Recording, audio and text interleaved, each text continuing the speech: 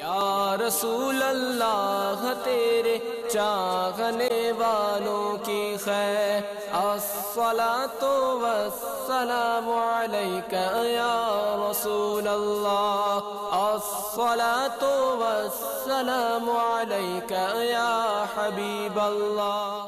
الحمدللہ رب العالمین والصلاة والسلام علی سید المرسلین، اما بعد فاعوذ باللہ من الشیطان الرجیم، بسم اللہ الرحمن الرحیم۔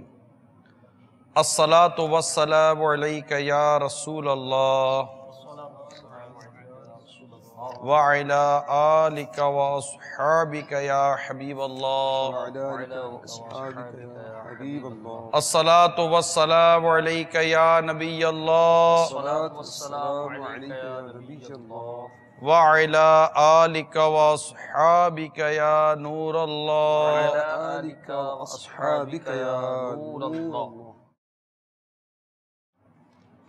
فرمان مصطفیٰ صلی اللہ تعالی علیہ وآلہ وسلم ہے، جو کوئی مجھ پر ایک مرتبہ درود پاک پڑھتا ہے اللہ تعالیٰ اس پر 10 رحمتیں نازل فرماتا ہے۔ صلو علی الحبیب صلی اللہ تعالی علی محمد۔ نیت المؤمن خیر من عملہ، مسلمان کی نیت اس کے عمل سے بہتر ہے۔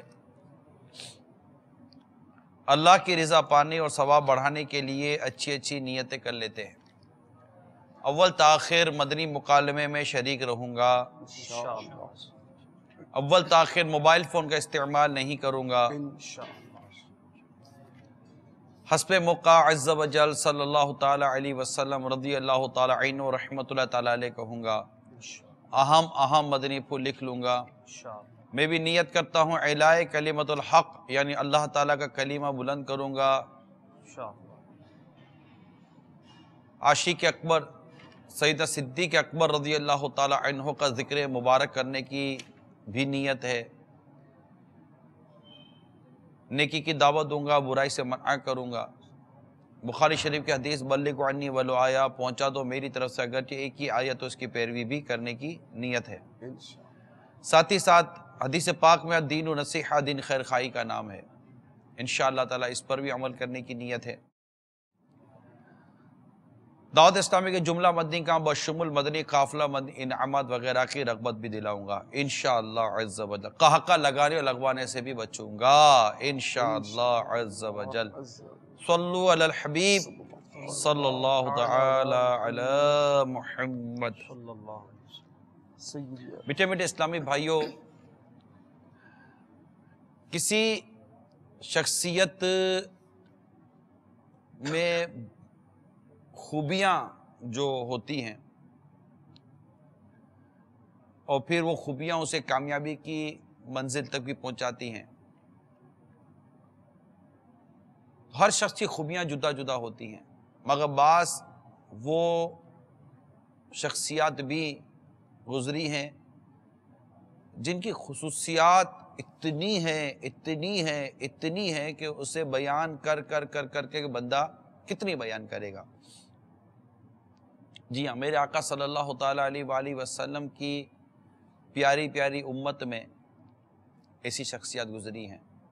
آقا صلی اللہ تعالیٰ علیہ وسلم کی تو خصوصیات کی تو کوئی انتہا ہی نہیں ہے۔ تیرے تو وصف عیب تناہی سے ہیں بری، حیراں ہوں میرے شاہ میں کیا کیا کہوں تجھے۔ یہ تو آقا صلی اللہ تعالیٰ علیہ وآلہ وسلم کی تو شان ہی کیا ہے، مگر آقا صلی اللہ تعالیٰ علیہ وآلہ وسلم کے صحابہ کرام کی شان بھی کیا ہی شان ہے۔ اور ان شان والے صحابہ کرام علیہ رضوان میں بہت اعلیٰ، بہت عرفہ، بہت ہی بلند شان صدیقی، یعنی صدیق اکبر رضی اللہ تعالی عنہ کی شان ہے۔ یوں تو ان کی سیرت کے بہت سارے پہلو سے روشنی لی جا سکتی ہے۔ آج جو ہمارا جو مدنی مکالمہ ہے، اس میں آپ کے جس وصف کو بالخصوص بیان کیا جائے گا، موقع ملے گا تو انشاءاللہ مزید بھی آپ کے اوصاف بیان کیے جائیں گے، اور وہ ہے مسائل کا بڑی عمدگی کے ساتھ سامنا کرنا۔ انسان کی زندگی مختلف مسائل کا شکار ہوتی رہتی ہے، اس کی ذات میں مسائل ہوتے ہیں، مسائل کا سامنا اس کی ذات کے اندر پیدا ہوتا ہے، پرابلمس آتے ہیں، اس کے گھر میں مسائل آتے ہیں، محلے میں، معاشرے میں، علاقے میں، دوستوں میں، اٹھنے بیٹھنے میں مسائل آتے ہیں، دشمنوں کی طرف سے، حاسدین کی طرف سے مسائل آتے ہیں۔ تو یوں دیکھا جائے تو مسائل کا ایک انسان کے ساتھ ایک گہرا تعلق ہے، آتے رہتے مسائل، یعنی انسان کی زندگی کی جو گاڑی ہے نا وہ مسائل کے پہیوں پر چلتی رہتی ہے، مسائل آتے ہی رہتے ہیں۔ اب مسئلے کو ہینڈل کرنا، مسئلے کو ٹیکل کرنا، مسئلے کو حل کرنا، مسئلے کا سامنا کرنا اور اسے کمال تدبر، کمال بردباری، کمال علم اور کمال صبر سے ان مسائل کو کا حل نکالنا اور استقامت کا پہاڑ بن کر ان مسائل کا سامنا کرنا، یہ سمجھیے کہ صدیق اکبر رضی اللہ تعالیٰ عنہ کی زندگی کا بہت ہی نمایاں پہلو ہے۔ اچھا اب یہ جو پہلو ہے اس کا تعلق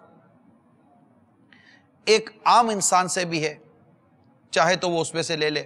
ایک عام نوجوان ہوتے ہیں، بے روزگار ہوتے ہیں، گھر بار کے مسائل ہوتے ہیں، شادی شدہ ہوتے ہیں، گھر بار کے مسائل ہوتے ہیں، ماں باپ ہوتے ہیں، اولاد کے مسائل ہوتے ہیں، کاروبار ہوتا ہے تو بزنس کے مسائل ہوتے ہیں، ملازمین کے مسائل ہوتے ہیں تو ملازمین کو سیٹھوں کے مسائل ہوتے ہیں، فائنینشلی کرائسس ہوتے ہیں، کاروباری کرائسس ہوتے ہیں، اور بہت سارے انسان کی زندگی سے، تنظیموں سے، تحریکوں سے، اداروں سے تعلق رکھنے والوں کو مسائل کا سامنا ہوتا ہے۔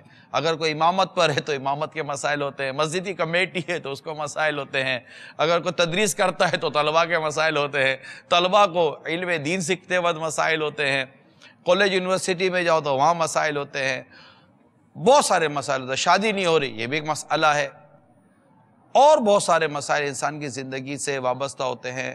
ان مسائل کو آپ کیسے فیس کر رہے ہوتے ہیں، ان کو کس طرح علم و بردباری کے ساتھ آپ ان کا سامنا کر رہے ہوتے ہیں، اور ایسے موقع پر کس طرح صبر اور استقامت کا مظاہرہ کرتے ہیں، یہ درس ملتا ہے صدیق اکبر رضی اللہ تعالیٰ عنہ کی سیرت سے کہ مسائل کا سامنا کس طرح خدہ پیشانی اور عمدگی کے ساتھ کرنا چاہیے۔ آج ہمارا موضوع آپ کے سامنے ہم نے رکھ دیا ہے، معاشرہ اس کے حالات، گھر بار کے حالات آپ کے سامنے ہیں، راستے میں چلو تو جھگڑا، گھر میں جاؤ تو جھگڑا، باہر نکلو تو جھگڑا، ہر طرف لڑائی جھگڑا، مار دھاڑ، ٹھوسا ٹھوس لگے ہوئے، کوئی ضبط، کوئی صبر، کوئی تحمل مزاجی نہیں ہے۔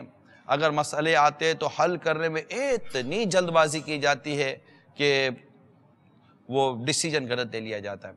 کچھ مدنی پھول عرض کرتا ہوں، رائٹ ٹائم، رائٹ ڈیسیجن لیں گے، رائٹ نتیجہ نکلے گا، یعنی درست وقت پر درست فیصلہ کریں گے تو درست نتیجہ ملے گا۔ درست وقت پر غلط فیصلہ کر رہے ہیں، فیصلہ غلط کر رہے ہیں، وقت وہی تھا فیصلہ کرنے کا لیکن فیصلہ کرنے میں غلطی کر دی، عموماً نتیجہ آپ کو غلط مل جائے گا۔ اور غلط وقت پہ غلط فیصلہ تو وہ تو A is equal to غلط، وہ اس کا نتیجہ پھر بھگتتے رہتے ہیں۔ پھر کس فیصلے کا نتیجہ کیا ہے، یعنی کون سا فیصلہ صحیح تھا یا غلط، عموماً اس کا علم اس وقت ہوتا ہے جب اس کا نتیجہ نکلتا ہے۔ صدیق اکبر رضی اللہ تعالیٰ عنہ کے اگر فیصلوں پر اگر غور کیا جائے تو اس کے نتیجے مدینہ مدینہ نکلے، مدینہ مدینہ نکلے۔ صدیق اکبر رضی اللہ تعالیٰ عنہ کی جو مبارک سیرت ہے نا، اگر اس کا مطالعہ کرتے ہیں تو آپ اپنے شہر، اپنے علاقے میں بڑے معزز ترین آپ کی شخصیت تھی، بڑی عزت تھی، آپ کا بڑا وقار تھا، آپ کا بڑا ایک مطلب مان تھا، اور یہ باقاعدہ کتاب میں لکھا آپ تجارت بھی کرتے تھے، بہت مضبوط پوزیشن تھی۔ دیکھیں جب آقا صلی اللہ تعالیٰ علیہ وآلہ وسلم نے اعلان نبوت فرمایا اور صدیق اکبر رضی اللہ تعالیٰ عنہ نے فوراً کلمہ پڑھ کر آپ پر ایمان لے آئے، تو وہ سچویشن ایسی تبدیل ہوئی، یعنی آپ خود غور کیجئے کہ ایک علاقے کا ایک ایسے مطلب کہ ایک معتمد اور ایک ایسی زبردست شخصیت کہ پورا علاقہ ان کی مطلب کہ جیسے کہ گویا کہ وہ عزت کرتا ہے، یہ سب کرتا ہے، اور اچانک اسی علاقے سے آپ کے لیے کوئی دشمنی پیدا ہو جائے، آپ کی مخالفت پیدا ہو جائے، اور آپ ایسا ہو جائے کہ پھر آپ کو لوگ مارنے لگیں، لوگ آپ کے متعلق باتیں کرنے لگیں، مگر چونکہ آپ کا ڈیسیجن حق پر ہے، آپ کا فیصلہ حق ہے، آپ کا فیصلہ سچ ہے، آپ نے درست بات کی ہے، لہٰذا اس وقت آنے والی مخالفت کو، اس وقت آنے والے اس مسائل کو جس خندہ پیشانی کے ساتھ صدیق اکبر رضی اللہ تعالیٰ عنہ نے فیس کیا، یہ اپنی مثال آپ ہے، کیونکہ آپ جس طرح کھڑے رہے سرکار صلی اللہ تعالیٰ علیہ وسلم کے ساتھ، آپ جس طرح مطلب کہ آپ کا انداز تھا، حتیٰ کہ سرکار صلی اللہ تعالیٰ علیہ وآلہ وسلم پر جب کفار مکہ ظلم و ستم کرتے تو اس وقت صدیق اکبر رضی اللہ تعالیٰ عنہ بیچ میں آ جاتے اور ارشاد فرماتے کہ اے لوگوں، تم اس شخص کو مارتے ہو، اس شخص کو اذیت دیتے ہو جو تمہیں کہتا ہے کہ اللہ ایک ہے، تمہیں وحدہ لا شریک کا پتہ بتاتا ہے اور تمہیں حق کی طرف بلاتا ہے۔ اب اس وقت وہ لوگ انہیں مارتے، وہ لوگ جو ان کے ساتھ صدیق اکبر رضی اللہ تعالیٰ عنہ کا ایک تعلق تھا، مگر آپ کو جس طرح ان لوگوں نے، کفار بد اتوار نے آپ کو زد و کوب کیا، مارا، اور آپ نے جس طرح ضبط کیا، جس طرح صبر کیا، اور اس کے بعد بھی یعنی کسی نے تو اتنا آپ کے چہرے مبارک پر مارا کہ آپ کا چہرہ مبارک سوج گیا۔ اس کے بعد بڑے واقعات ہیں، عشق کے، محبت کے، وارفتگی کے، عقیدت کے بڑے واقعات ہیں، لیکن ہمارا جو موضوع ہے وہ آپ کا مسائل کا سامنا کرنا، پرابلمز کو فیس کرنا، جو ہمارے عموماً نہیں کیا جاتا۔ ہم پرابلم سے بھاگتے ہیں۔ ابو بکر صدیق رضی اللہ تعالیٰ عنہ عاشق اکبر یہ پرابلم کے سامنے سینہ تان کر کھڑے رہے، یہ ایسی مضبوط استقامت کی چٹان بنے رہے کہ مسائل ان سے ٹکراتے ریزہ ریزہ ہو جاتے۔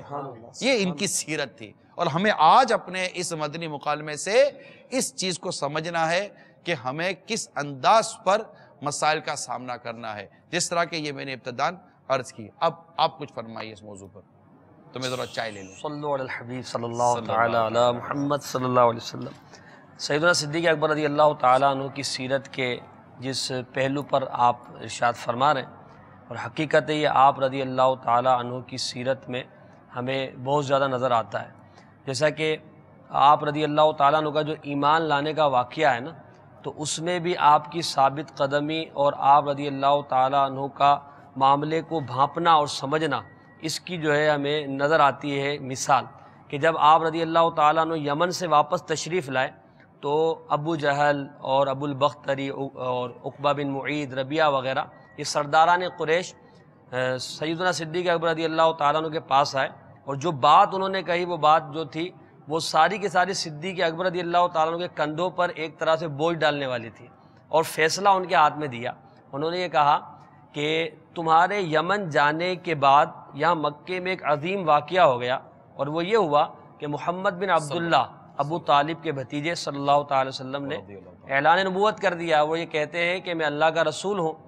اب معاملہ یہ ہے کہ اگر تم نہ ہوتے تو ہم فیصلہ کر چکے ہوتے، مگر اب تم آ گئے ہو تو لہٰذا فیصلہ تم پر موقوف ہے۔ سیدنا صدیق اکبر رضی اللہ تعالیٰ عنہ چونکہ یمن میں آپ کے ساتھ جو واقعہ پیش آیا تھا، سرکار علیہ الصلوۃ والسلام کی اعلان نبوت کے حوالے سے وہ جو راہب نے خبریں دی تھی، اب صدیق اکبر رضی اللہ تعالیٰ عنہ نے نہایت حلم و بردباری کا مظاہرہ کرتے ہوئے ان سے یہ کہا کہ ٹھیک ہے، میں اس معاملے کو دیکھتا ہوں، تم ذرا ٹھہرو۔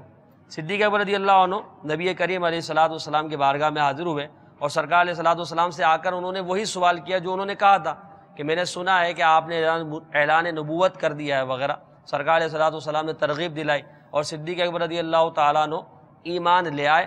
پھر اس کے بعد آپ رضی اللہ تعالیٰ عنہ کا ایمان لے آنا یہ یقیناً ان کفار کے لیے تو باعث تکلیف تھا، مگر صدیق اکبر رضی اللہ تعالیٰ عنہ فرماتے ہیں کہ میرے ایمان لانے پر وادی مکہ میں نبی کریم علیہ الصلوۃ والسلام سے زیادہ کسی کو خوشی نہیں ہوئی۔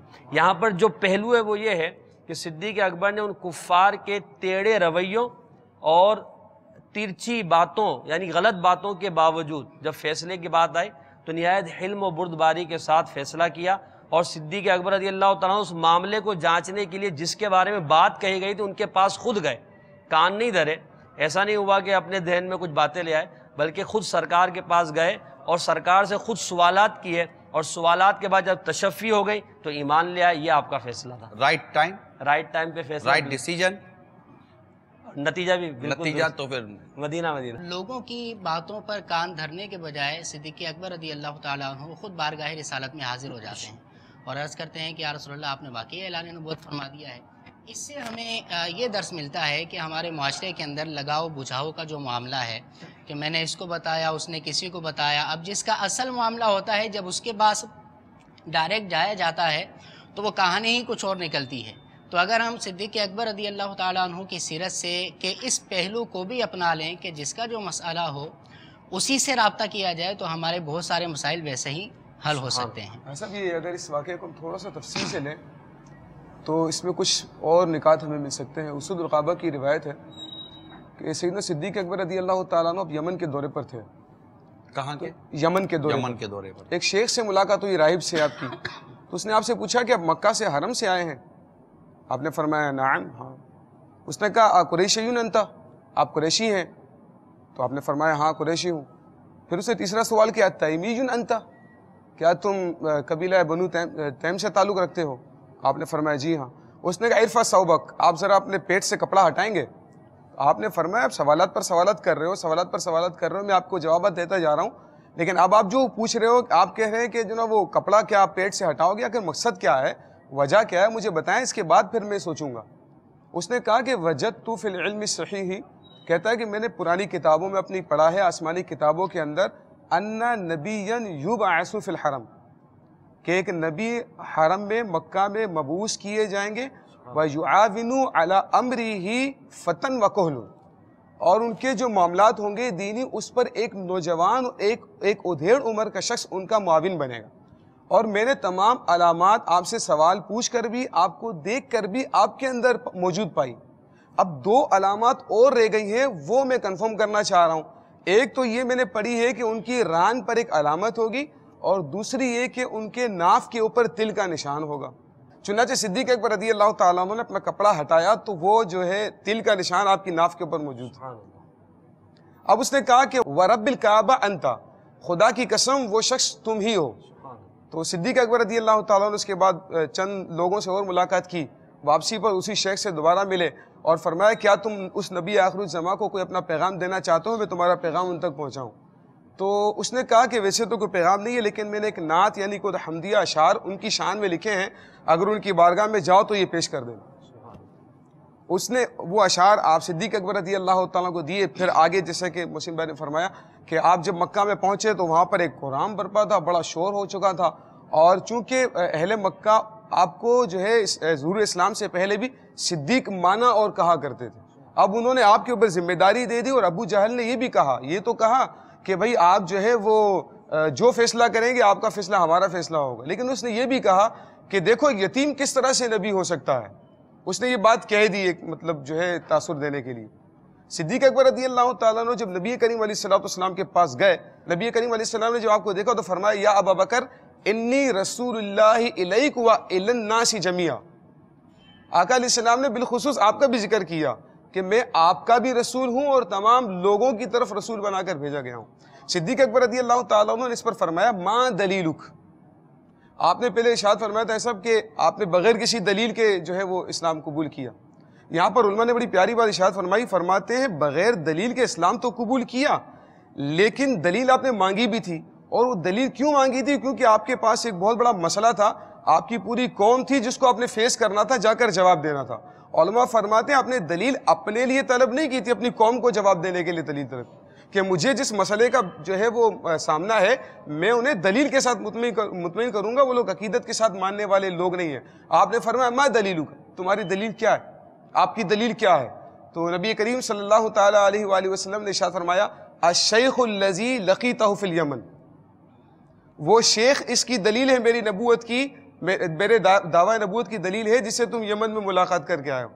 تو صدیق اکبر رضی اللہ تعالیٰ نے فرمایا کہ کم من شیخ لقیتہ، میں تو بہت سارے شیوخ سے مل کر آیا ہوں یمن میں، آپ کس شیخ کی بات کر رہے ہیں؟ تو آقا علیہ الصلوۃ والسلام نے فرمایا الذی افادک ابیاتن، جس نے آپ کو میری شان میں اشعار لکھ کر دیے ہیں. میں اس شیخ کی بات کر رہا ہوں. صدیق اکبر رضی اللہ تعالیٰ عنہ کہا کہ ہاتھ یدک کا ابایک، یا آپ نے ہاتھ عطا فرمائیے میں آپ پر ایمان لے کر. اس کے بعد پھر آپ نے جب واپس گئے تو ابو جہل نے پوچھا ہاں بھی کیا ہوا کیا ہوا، لوگوں نے پوچھا. آپ نے فرمایا بھائی وہ تو اپنے دعوے کی دلیل دے رہے ہیں مجھے. کیا دلیل ہے؟ وہ تو میرے پورے یمن کے واقعات کو بیان کر رہے ہیں، اور نبی ہوتا ہی وہ ہے جس سے ان تمام باتوں کا علم ہو جائے. ایسا بھی ہے. اب اپنا یوسف بھائی کی بات کو ہی آگے بڑھاؤں گا. اب جس طرح کہ انہوں نے فرمایا نا کہ بغیر دلیل کے ایمان قبول کیا، آپ نے بھی ارشاد فرمایا. علامہ بہقی رحمۃ اللہ علیہ نے یہی لکھا ہے کہ صدیق اکبر رضی اللہ تعالیٰ عنہ نے بغیر تردد کے، بغیر سوال جواب کے ایمان جو ہے وہ قبول کیا تھا. سیدی اعلیٰ حضرت نے اس کے اندر فضائل صدیق اکبر میں لکھا ہوا ہے کہ سیدی اعلیٰ حضرت نے لکھا ہے کہ صدیق اکبر رضی اللہ تعالیٰ عنہ 16 سال کی عمر سے حضور علیہ الصلوۃ والسلام کی بارگاہ میں آنا جانا شروع ہوئے، اور 16 سال کی عمر میں حضور علیہ الصلوۃ والسلام کے دامن سے وابستہ ہوئے، اور پھر آپ کے دامن سے وابستہ ہوئے، ایسے وابستہ ہوئے کہ ایمان بھی قبول کر لیا، اور ایسے وابستہ ہوئے کہ مزار میں بھی ساتھ ہیں. اب تک وابستگی ہے، بلکہ یہاں تک لکھا ہے کہ قیامت میں اٹھیں گے تو ہاتھوں میں ہاتھ لیے حشر میں جو ہے آپ کرم فرمائیں گے. اسی طرح سب ہمارا جو موضوع ہے مسائل کا حل، ایک روایت کا سامنا پھر اس کا حل. تو یہ میں بعض اوقات ایک شخص میں مسائل کا سامنا نہیں کر سکتا، حل یہ نکال کے دے دیتے، میں گھبرا جاتا ہوں. صحیح. یہاں ان کی جو خصوصیت ہے نا وہ یہ ہے کہ مسائل کا سامنا بھی کرتے ہیں جی، اور حل بھی نکال لیتے ہیں. بعض اوقات جب انسان پر کوئی پریشانی پڑتی ہے نا، مضبوط سے مضبوط لوگوں میں جنرل بات کی جا رہی ہے، مضبوط سے مضبوط شخص پر جب اس پر پریشانی آتی ہے نا تو اس کے ذہن سے حل غائب ہو جاتا ہے. یہ کئی سمجھدار کہلانے والے لوگوں کو اس بات کا تجربہ ہوگا. جب اس پر آتی ہے نا تو کس کو ہمارے کہتے ہیں اس کو سوچ کا نہیں پڑتا کہ حل کیا ہونا چاہیے، کیونکہ اس کے اوپر ایک گھبراہٹ، ایک بے چینی، اور بعض اوقات جیسے ہمارے وہ عموماً ہماری لینگویج میں کہتے ہیں پیٹ میں پھاڑ پڑ جاتی ہے، گھبراہٹ ہو جاتی ہے، وہ دل میں ایک دباؤ سا آ جاتا ہے، اور بھوک مر جاتی ہے، اور بہت ساری ایسی پریشانیاں انسان فیس کرتا ہے جب اس کے اوپر کچھ چیز آتی ہے. جیسے کہ ابھی ہم نے کہا کہ ایک علاقے کے اندر اتنی مطلب کہ جیسے ابھی آپ نے بھی واقعہ سنا کہ ان کی اسی پوزیشن تھی، پھر اس پوزیشن کے بعد ایک اپوزیشن گروپ سامنے آ جانا، اور وہ مطلب کہ پہلے تو یہ کہ جو آپ کہیں گے ہمارا فیصلہ ہوگا، اس کے بعد انہی کفار مکہ میں سے پھر ظلم و ستم بھی کیے جا رہے ہیں اور آپ پر طرح طرح کی باتیں کی جا رہی ہیں. تو یہ خود ایک بہت بڑا ایک کسی شخص پر، سوسائٹی میں رہنے والا آدمی، آپ ایک محلے میں رہتے ہیں، ایک علاقے میں رہتے ہیں، ایک بلڈنگ میں رہتے ہیں، خاندان میں رہتے ہیں، ایک جب ایک گروہ کے ساتھ آپ رہتے ہیں، وہاں پر تھوڑی سی آپ کی مخالفت کے فضا چلتی ہے نا تو آدمی گھبرا جاتا ہے، اس کو سمجھ نہیں پڑتی کہ میں کروں تو کیا کروں. صدیق اکبر رضی اللہ تعالیٰ عنہ کی ماشاءاللہ یہ شان مبارک تھی کہ آپ پر ایسی پریشانی آئیں کہ اگر جیسے کہ وہ کہنے کو جو کہتے ہیں نا کہ اگر کسی پہاڑ پر پڑے تو وہ بھی مطلب کہ وہ ریزہ ہو جائے، اور وہ آئیں گی انشاءاللہ تعالیٰ باتیں کہ وہ کیسی پریشانیاں تھیں. تو مگر آپ نے ان کو بہت ہی عمدگی کے ساتھ، ڈیفینیٹ کوئی تردد نہیں ہے کہنے میں، اگر ہم مطالعہ کرتے نا بڑی عمدگی کے ساتھ آپ نے ان مسائل کو فیس کیا، بڑا صبر کیا، تدبر کیا. پھر ایک کوالٹی ہے کہ آپ وقت کا انتظار کرتے ہیں. ایک وقت آتا ہے، مطلب لوگ بعض اوقات کسی کام وہ جلد بازی میں کہ یار یہ کسی صورت نکل جائے پریشانی، اور وہ جلد بازی میں کوئی ایسا فیصلہ کر دیتے ہیں کہ وہ پریشانی اگر نکلتی بھی تو ہے نا وہ ٹیمپریری نکلتی ہے، وہ پرمیننٹ نہیں نکلتی، مستقل نہیں نکلتی، اس کا عارضی حل ڈھونڈ کر اپنے لیے تسلی کا سامان لے لیا جاتا ہے. مگر جو بردبار ہوتے ہیں، دور اندیش ہوتے ہیں، وہ بڑے دور رس نتائج کے ساتھ حل نکالنے کی کوشش کرتے ہیں. آپ نے جو ایک ابھی پچھلے تھوڑی دیر پہلے جو وہ مدنی پھول عطا فرمائے کہ جس میں صدیق اکبر رضی اللہ تعالیٰ عنہ کا سرکار صلی اللہ علیہ وسلم کی بارگاہ میں حاضر ہو کر پھر وہ کہ یہ آپ کے متعلق کہا جا رہا ہے، اور پھر سرکار صلی اللہ تعالیٰ علیہ وآلہ وسلم نے بھی ارشاد فرمایا کہ وہ اعلان نبوت کے حوالے سے اس پر ایک بات چلی کہ ہمیں چاہیے کہ ہمیں کسی بارے میں کسی کی پتہ چلے تو ہم اس سے کنفرمیشن لے لیں. یہ پہلو ہمارے معاشرے میں بیان کرنے سے تعلق رکھتا ہے اور اس پر ضروری ہے کہ ہم غور کریں. بڑی اچھی بات فرما رہے ہیں، لیکن اصل میں بات یہ بنتی ہے کہ یہ ذہن نہیں بنتا کہ میں ڈائریکٹ اس سے رابطہ کروں جا کر. کیونکہ میں اس سے جا کے بات کروں گا ذہن میں یہ گوشہ ہوتا ہے. یہاں جو غلطی ہو رہی ہے نا اس کا میں نشاندہی کرنا چاہتا ہوں. یہاں غلطی یہی ہوتی ہے کہ ہم سن کر یقین کر لیتے ہیں اور کنفرمیشن نہیں لیتے. یہ اس سے نکلنے والا ایک پہلو بیان کرتا ہوں. ایک شخص نے کسی اہم شخصیت کو، جو کہ وعظ و نصیحت کے جو کام ہوتے ہیں نا، تقاریر، بیانات، اس طرح کی ان کی فیلڈ تھی، تو ان کو فون کیا ایک شخص نے. ان کا کوئی جاننے والا ہوگا، اور فون کر کے گھنٹی بجی، ٹرن فون اٹھا، جی السلام علیکم، وعلیکم السلام وغیرہ کا جو بھی تبادلہ ہوا. اس کے بعد اس نے کہا یا آپ فلاں؟ بولا ہاں میں فلاں. اب سامنے والے نے جس نے کال کی تھی اس کا جو گفتگو کا آغاز تھا، آپ سے مجھے توقع نہیں تھی. اب سامنے والا بڑا اکا بکا رہ گیا کہ مجھ سے کیا توقع نہیں تھی، مجھ سے آپ نے کیا سے توقع باندھی ہوئی تھی. جو حضور کیا ہو گیا، کیا پرابلم ہو گئی آپ کو، کیا مسئلہ ہو گیا؟ آپ جیسا شخص ایسی بات کر دے، یہ کیسے ہو سکتا ہے؟ بھائی جان کیا ہوا، کب ایسی بات کی؟ آپ نے ایسی بات کر دی. کب کی میں نے ایسی بات؟ امیدوں پہ پانی پھیر. فلاں شہر کے اندر فلاں جگہ پہ جا کر آپ نے فلاں تقریر کے اندر یہ بات کی. سامنے سے جواب دیا کہ مجھے 2 سال ہو گئے، میں اس شہر میں گیا تک نہیں ہوں، میں وہ بات کروں گا کیسے؟ اچھا ٹھیک ہے، میری غلط فہمی ہو گئی ہوگی. اٹھا کر کے فون رکھ دیا. نتیجہ کیا نکلا وہ میں عرض کرتا ہوں. اس کا نتیجہ یہ نکلا کہ ایک شخص جس پر اس نے کلام کیا، اس شخص کی نظروں میں اگلا گر جاتا ہے کہ یار یہ عجیب آدمی ہے. وہ مطلب اتاولا پن ہوتا آدمی میں کہ کوئی مطلب کہ کوئی کلیریفیکیشن نہیں ہے، کوئی تصدیق نہیں ہے. یعنی آدمی فون کر کے پوچھے کہ آپ کے بارے میں یہ پتہ چلا ہے تو آپ کیا فرماتے ہیں؟ ٹھیک ہے، بات پتہ چل جاتی ہے، میں نے یہ سنا ہے آپ کیا فرماتے. ڈائریکٹلی مطلب کہ اٹیمپٹ، ڈائریکٹلی الزام کہ یہ کیا، ڈائریکٹلی کسی شخص کے بارے میں پتہ چلے تو مان لینا میرے مدنی چینل کے ناظرین، آپ ہرگز ایسا مت کیجئے گا. یہ وہ عمل ہے جس سے گھروں میں طلاقیں ہو جاتی ہیں. یہ وہ عمل ہے جس سے اولاد ماں باپ کو چھوڑ کر چلی جاتی ہے. یہ وہ عمل ہے جس سے پارٹنرشپ ٹوٹ جاتی ہے. یہ وہ عمل ہے جس سے بعض اوقات انسان کی عقیدت متاثر ہو جاتی ہے، بلکہ عقیدت ریزہ ہو جاتی ہے کہ بس سنی تو وہ جیسے کسی سے بات ہوئی تھی، ماضی کی ایک بات کر رہا ہوں، فلاں یہ کہتا ہے اس فلاں کے بارے میں. ارے بھائی تو فلاں کہتا ہے تو جس کے بارے میں کہہ رہا ہے اس سے بھی تو پوچھ لو. نہیں تو کیا وہ غلط کہہ رہا ہے؟ ہمیں جواب کیا دیتے ہیں؟ تو کیا وہ غلط کہہ رہا ہے؟ اتنا بڑا آدمی ہے وہ غلط کہے گا. ارے بھائی آدمی بڑا چھوٹے کی بات نہیں ہے، شریعت کے اصول کی بات کرو. شریعت کے اصول بڑا ہے. آپ آدمی کے چھوٹے بڑے ہونے کی بات نہیں کر رہے. شریعت کے اصول بڑا ہے کہ آپ اگلے سے کنفرمیشن لے لیں، بھائی آپ نے بات کی ہے. آپ کو پتہ چل جائے گا کہ اس نے بات کی ہے یا نہیں کی ہے. خواہ نہ کہ کسی کی بات سن کر کسی کے بارے میں ایک یقین کر لینا، یہ عموماً کچے کان کے لوگ ہوتے ہیں.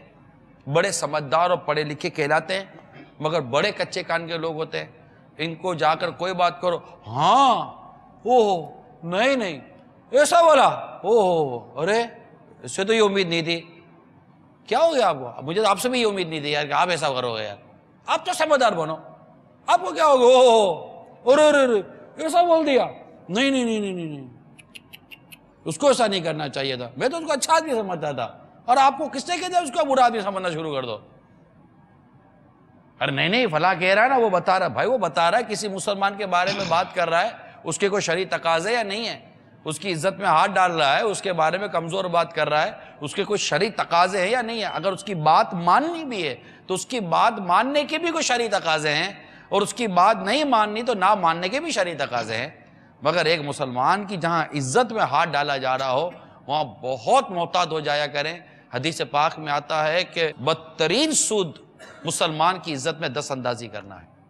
بدترین سود کہا گیا ہے. میں حدیث پاک کا خلاصہ عرض کر رہا ہوں. تو ہرگز کسی کی بات سن کر یقین کر لینا، یہ اس میں بہت سوچ لیجئے گا کہ بعض اوقات نہیں ہوتا. اس لیے بہتر یہی ہے جیسے ہمارے اسلام بھائی نے بھی کہا، اور اصول بھی یہی ہے، کئی جھگڑے، کئی مسائل، کئی فتنے دم توڑ دیں گے. آپ کنسرن پرسن سے کانٹیکٹ کر لیجئے. جو مطالعے کا فرد ہے اس سے رابطہ کر لیجئے کہ آپ کے بارے میں یہ پتہ چلا ہے۔ کوئی بھی آپ شریعت، مصلیت اور حکمت کے معاملے کو سامنے رکھ کر آپ کنفرمیشن لینے کی ضرور کوشش کیجئے۔ تجربہ یہی ہے کہ کنفرمیشن لینے کے بعد اس کی تصدیق لینے کے لیے جب ہم میدان عمل میں آتے ہیں، بات کیا سے کیا نکل آتی ہے اور بہت ساری غلط فہمیاں بعض اوقات دور ہو جاتی ہیں۔ الحمدللہ ہم نے یہ دیکھا ہے کہ امیر اہل سنت ہمارے میرے جو پیر و مرشد ہیں، میرے پیر صاحب ہیں بانی دعوت اسلامی، ان کے متعلق کچھ غلط فہمیاں بعض لوگوں میں مشہور ہوتی تھی۔ ہم نے وہاں کے بھی معاملات دیکھے اور سنے۔ جب امیر اہل سنت کا چل مدینہ کا سفر ہوتا تھا، سفر مدینہ میں وہاں بعضوں سے ملاقاتیں ہو جاتی تھیں، کچھ فیضان مدینہ آئے، کچھ گھر آئے، کئیوں کے پاس خود امیر اہل سنت پہنچے، ملاقاتیں ہوئیں۔ لیکن جب امیر اہل سنت سے ان کی ملاقاتیں ہوئی نا، ملاقاتوں کے بعد ان کے نظریات اور ان کی سوچیں تبدیل ہو گئیں۔ وہ ڈائریکٹ، کیونکہ وہ جو کچھ سوچ بنا کر بیٹھے تھے، یہ وہ تھی جو ملنے سے پہلے تھی۔ اب ملنے پر ہی جب سوچ ختم ہو گئی، وضاحت کی تو بات بعد میں آتی۔ ایک ایسا میٹر بھی ہوا تھا، اب اس کی تفصیل میں نہیں جاتا، باقاعدہ بعض علماء ملنے آئے تھے امیر اہل سنت سے آپ کے یہاں کہ آپ کے بارے میں یہ پتہ چلا ہے اور آپ کے متعلق یوں ہوا ہے۔ تو میں بھی وہیں حاضر تھا۔ امیر اہل سنت نے واضح طور پر فرمایا کہ میں نے کبھی کہا ہی نہیں ہے یہ ساری چیزیں، اور ہمیں پتا تھا کہ ہوا ہی نہیں، ایک ہوا کہیں اور سے تھا۔ تو وہ باقاعدہ کلیئر کیا، ٹھیک ہے ہم صرف وضاحت، تو وہ ایک اچھا ایک انداز تھا ایک طرح سے کہ وہ ایک وضاحت دینے کے لیے آئے تھے اور ساری کلیریفیکیشن ہو گئی۔ تو اس طرح ہم نے خود بھی کئی چیزیں کلیریفیکیشن ہوتی دیکھی ہیں۔ بعض اوقات میٹھے اسلامی بھائیوں، آنکھ دیکھتی کیا ہے، پیچھے ہوتا کیا ہے، کان سنتے کیا ہے، پیچھے ہوتا کیا ہے۔ اس لیے بدگمانی میں پڑنے کے بجائے، غلط فہمی میں پڑنے کے بجائے تصدیق کی طرف بڑھیں گے، انشاءاللہ تعالی مدینہ مدینہ ہوتا رہے گا۔ ممکن ہے کہ بہت سارے ذمہ داران مدنی مکالمہ دیکھ رہے ہوں۔ امیر اہل سنت دعوت برکاتہم العالیہ نے ایک مدنی انعام یہ بھی عطا فرمایا کہ مسائل کا تنظیمی ترکیب سے حل نکالا جائے۔ تو اس میں یہی ہے کہ متعلقہ ذمہ دار جس سے متعلق آپ کو شکایت ہے، یا تو اس سے مل لیں، وہ حل نہیں کرتا تو اس سے اوپر چلے جائیں، اس سے اوپر چلے جائیں۔ تو یہ مدنی انعام بھی ہمیں اس سوچ کی طرف لا رہا ہے، اور تنظیمی ذمہ داران کو یہ جو سوچ دی جا رہی ہے، اس کا ایک بہت بڑا اثر یہ بھی ہوگا کہ جب اپنے تنظیمی معاملات میں اس طرح آپ لوگوں کی باتوں پر کان نہیں دھریں گے اور جس کے متعلق بات ہے اس سے ڈائریکٹ رابطہ کریں گے، وہ نہیں حل کرتا اس سے اوپر چلے جائیں گے مدنی انعامات پر عمل کرتے ہوئے، تو انشاءاللہ اپنی زندگی میں بھی یہ سوچ آپ کی پیدا ہوگی اور آپ کے گھریلو معاملات، کاروباری معاملات بھی انشاءاللہ آسان ہو جائیں گے انشاءاللہ۔ اس کے اندر ایسا اپنا سیدنا صدیق اکبر رضی اللہ تعالیٰ عنہ کی سیرت کے حوالے سے، جیسا کہ آپ نے فرمایا تھا نا کہ درست وقت پر درست فیصلہ، درست سوچ ہو، تو سیدنا صدیق اکبر رضی اللہ تعالیٰ عنہ کی سیرت کا ایک پہلو یہ بھی ہے کہ آپ کے اندر یہ وصف پایا جاتا تھا۔ مثال کے طور پر جو آپ نے واقعہ شروع میں تذکرہ کیا تھا کہ آپ پر جو ہے وہ ظلم و ستم کیا گیا، یہاں تک کہ آپ کا چہرے پر اتنا ظلم کیا گیا کہ وہ پہچان میں نہیں آتا تھا۔ آپ کی والدہ ماجدہ حضرت سلمہ اور ام جمیل یہ جو ہے لے کر حضور علیہ الصلوۃ والسلام کی بارگاہ میں جاتی ہیں، اور اس وقت چونکہ اب ایک بیٹا ہے اس کے اوپر ظلم و ستم ہوا ہے، ایک ماں کی دلی کیفیت کیا ہوگی یہ ہر ماں جانتی ہے، اور ہم بھی جانتے ہیں کہ کیا صورتحال اس کے ساتھ ہوتی ہے۔ اس وقت سیدنا صدیق اکبر رضی اللہ تعالیٰ عنہ نے حضور علیہ الصلوۃ والسلام کی بارگاہ میں اپنی پریشانیاں، اپنے زخموں کی باتیں یہ سب نہیں کی تھی۔ کتابوں میں یہ ملتا ہے کہ یہ عرض کیا تھا کہ یا رسول اللہ صلی اللہ علیہ وسلم، میری والدہ آپ کی بارگاہ میں آئی ہے، یہ آپ کی بارگاہ سے محروم نہ جائے، ایمان کی دعوت عطا فرمائے۔ تو درست وقت پر کہ دل بھی پسیجہ ہوا تھا، ایمان کی طرف رغبت بھی تھی، محبت بھی جو ہے وہ بڑی ہوئی تھی، اس وقت میں جو ہے سیدنا صدیق اکبر نے یہ عمل کیا، اور اس کا ثمرہ اور اس کا نتیجہ جو نکلا، انفرادی کوشش، زبردست انفرادی کوشش کا واقعہ تھا۔ تو مدنی چینل کے ناظرین، عرض یہ ہے اور ہمارے یہاں جو اسلامی بھائی ہیں کہ ہمارے پیارے پیارے آقا صلی اللہ تعالیٰ علیہ وآلہ وسلم کے یار غار یار مزار صدیق اکبر رضی اللہ تعالیٰ عنہ یہ مسائل کا نہ صرف سامنا کرتے تھے بلکہ مسائل کا حل بھی الحمدللہ ان کے یہاں سے مل جاتا تھا۔ میرے سامنے فیضان صدیق اکبر کتاب ہے، اس کے صفحہ نمبر 342 342 پر ایک واقعہ نقل ہے کہ ام المومنین سیدتنا عائشہ صدیقہ رضی اللہ تعالی عنہا سے روایت ہے کہ سرکار مدینہ صلی اللہ تعالی علیہ وآلہ وسلم کی وفات ظاہری کے بعد نفاق نے اپنی گردن اٹھائی، منافقت کے حوالے سے، اور بہت سارے مسائل پیدا ہوئے۔ بعض قبائل عرب مرتد ہو گئے، انصار نے اپنے مراکز کو چھوڑ دیا۔ فرماتی ہیں اگر مضبوط پہاڑ میرے والد گرامی پر گر پڑتے تو آپ انہیں ریزہ ریزہ کر دیتے، اگر وہ کسی نقطے پر اختلاف کرتے تو میرے والد گرامی اپنی فیصلہ شناس نگاہ کی بدولت اس کے کرنے نہ کرنے کا فیصلہ فرما دیتے۔ یہ بڑی خوبصورت بات ہے۔ مثلا اللہ کے پیارے حبیب لبیب صلی اللہ تعالی علیہ وآلہ وسلم کے وصال ظاہری کے بعد جسد مبارک کی تدفین کا ایک مسئلہ چلا۔ اب آپ غور کیجئے کہ وہ کہتے ہیں نا کہ یہ صحابہ کرام علیہ رضوان پر ایک قیامت ٹوٹی تھی کہ جب سرکار صلی اللہ تعالی علیہ وسلم کا وصال ظاہری ہوا۔ اس پہلو کو جب سامنے رکھیں گے تو جو صدیق اکبر رضی اللہ تعالی عنہ کی عقل، فراست، تدبر، تحمل، بردباری اور ٹھہراؤ جو طبیعت کا ہے نا، وہ بڑا مطلب کہ واضح طور پر سامنے آ جاتا ہے جب اس کے سائڈوں پر آپ غور کرتے ہیں کہ آپ کو عاشق اکبر ہی کہا جاتا ہے۔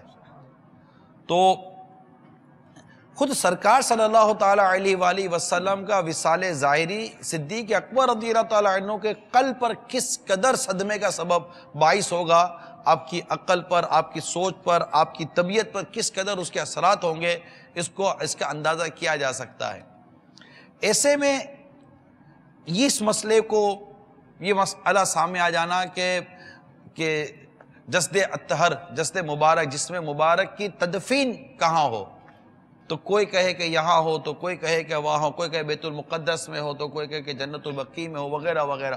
اب یہ ایک ڈیسیجن لینا ہے، کون ڈیسیجن لے گا؟ آپ سوچیں کون ڈیسیجن لے گا؟ ایسے موقع پر صدیق اکبر رضی اللہ تعالی عنہ نے فرمایا کہ میں نے رسول اللہ صلی اللہ تعالی علیہ وآلہ وسلم کو یہ فرماتے سنا ہے کہ جو بھی نبی وفات پا جاتا ہے اسے اسی جگہ دفنایا جاتا ہے جہاں اس نے وفات پائی ہو۔ یعنی یہ فیس کرنا، کھڑے رہنا، حل دینا، یہ ہے۔ آقا صلی اللہ تعالی علیہ وآلہ وسلم کی میراث کا مسئلہ آیا، باغ فتح کا مسئلہ آیا، اس پر بھی سرکار صلی اللہ تعالی علیہ وآلہ وسلم کی حدیث پاک کو آپ ہی نے بیان کر دی۔ یعنی وہ بھی ایک بہت امپورٹنٹ میٹر تھا جس کو یہاں پر ہم گفتگو میں نہیں لا پاتے، لیکن بہت امپورٹنٹ اور بہت ہی ایک یہ مسئلہ تھا۔ لیکن اس مسئلے کو بھی جو اس کے اطراف تھے، جو اس کے حالات تھے، جو معاملات تھے، ان میں اپنے آپ کو مطلب ایک اسٹیبل کرنا، کھڑا رکھنا اور پھر اس کا حل دے دینا، وہ حل دے دینا، اور اس پر بھی سرکار صلی اللہ علیہ وسلم کا ارشاد لے آنا کہ سرکار صلی اللہ تعالی علیہ وآلہ وسلم کا یہ ارشاد آپ نے بیان کر دیا کہ ہم گروہ انبیاء ہیں، ہم کسی کو وارث نہیں بناتے، جو پیچھے چھوڑ جائیں وہ صدقہ ہے۔ اب یہ مسئلے کا حل نکلا۔ یہ جو اس طرح کے جو میٹر ہیں، اسی طرح سرکار صلی اللہ تعالی علیہ وآلہ وسلم کے وہ صلح حدیبیہ کے موقع پر آپ کا جو فاروق اعظم رضی اللہ تعالیٰ عنہ کے ساتھ جو مکالمہ تھا، جو رسپونڈ تھا آپ کا، وہ کہ اپنی مثال آپ ہے۔ سرکار صلی اللہ تعالیٰ علیہ وسلم کا واقعہ معراج کے متعلق ارشاد فرمانا، وہاں صدیق اکبر رضی اللہ تعالیٰ عنہ کا وہ سننا، پھر کفار مکہ کی باتیں، پھر وہ فیس کرنا، یہ رکنا، یہ ٹھہرنا، وہ شعب ابی طالب کے جو معاملات تھے اس کو دیکھنا، اس کو ٹھہرنا، جمع قرآن کا معاملہ تھا، جمع قرآن کا، اللہ اللہ کیا بات کر دی آپ نے، قرآن پاک جمع کرنے کا مسئلہ، یعنی جو کام میرے سرکار صلی اللہ علیہ وسلم نے نہیں کیا وہ میں کیسے کروں؟ فاروق اعظم بار بار کہہ رہے ہیں، ہاں فاروق اعظم رضی اللہ تعالیٰ عنہ بار بار کہہ رہے ہیں، تو وہ مطلب حالانکہ وہ تو اس کو ہم فاروق اعظم رضی اللہ تعالیٰ عنہ کی بھی دور اندیشی اور فراست پر اور آپ کی کمالات کے اندر بھی ہم اس کو لیتے ہیں. حالانکہ آپ نے اس پہ مشورہ تو دیا فاروق اعظم رضی اللہ تعالیٰ عنہ، حالانکہ اتنی بڑی شخصیت ہے، اس کے باوجود صدیق اکبر رضی اللہ تعالیٰ عنہ نے پہلے غور کیا، تفکر کیا، اور اس کے بعد فرماتے ہیں کہ اللہ تعالیٰ نے اس کے لیے میرے سینے کو کھول دیا ہے، اور اب مجھے لگتا ہے کہ یہ واقعی میں ضرور ایسا ہونا چاہیے. اور اس سے اگر آپ تھوڑا سا آگے آئیں تو سرکار صلی اللہ تعالیٰ علیہ وسلم کے وصال ظاہری کے بعد جو منکرین زکوٰۃ آئے، ان سے جو آپ نے جہاد کا فیصلہ کیا، وہاں تو آپ کی رائے جدا تھی اور دیگر صحابہ کرام علیہ رضوان کی رائے جدا تھی. آپ یہ دیکھیں یہاں آپ کی رائے جدا تھی. اچھا اب مسئلہ یہ ہے کہ خلافت ہوئی، خلافت کے بعد کیونکہ یہ جو کچھ ہو رہا ہے نا یہ سب فرسٹ ٹائم ہو رہا ہے. صدیق اکبر رضی اللہ تعالیٰ عنہ کی سیرت کے اس پہلو کو دیکھیں، یہ جو کچھ ہو رہا ہے، سرکار صلی اللہ علیہ وآلہ وسلم کا وصال ظاہری ہوا، اب جو کچھ ہو رہا ہے نا یہ تقریباً کئی معاملات فرسٹ ٹائم ہو رہے ہیں، پہلی مرتبہ ہو رہے ہیں. صدیق اکبر رضی اللہ عنہ کی خلافت، یہ خلیفۃ الاول، پہلے خلیفہ. آپ صلی اللہ تعالیٰ علیہ وآلہ وسلم کے وصال ظاہری سے پہلے لشکر اسامہ بن زید رضی اللہ تعالیٰ عنہ کا لشکر کا سفر ہونا، اب اس کے بارے میں فیصلہ کرنا، یہ پہلی مرتبہ. منکر زکوٰۃ کے بارے میں غور کرنا، فیصلہ کرنا، اس کے معاملے میں اپنی رائے کو سامنے رکھنا، یہ پہلی مرتبہ. اسی طرح مسلمہ کذاب، اسی طرح اور بہت سارے مسائل، ان سب پر غور کرنا، دیکھنا، فیصلہ کرنا، اپنی رائے دینا، صحابہ کرام علیہ رضوان پر اپنی رائے کا اظہار کرنا، ان کا مطلب کہ ان کے دلوں میں بھی وہ بات اتارنا کہ بھائی یہ جو کچھ ہے یہ ہے کیا، اور اس طرح کی چیزوں کو فیس کرنا، ان مسائل کو دیکھنا، سمجھنا، غور کرنا، پھر ڈیسیجن لینا.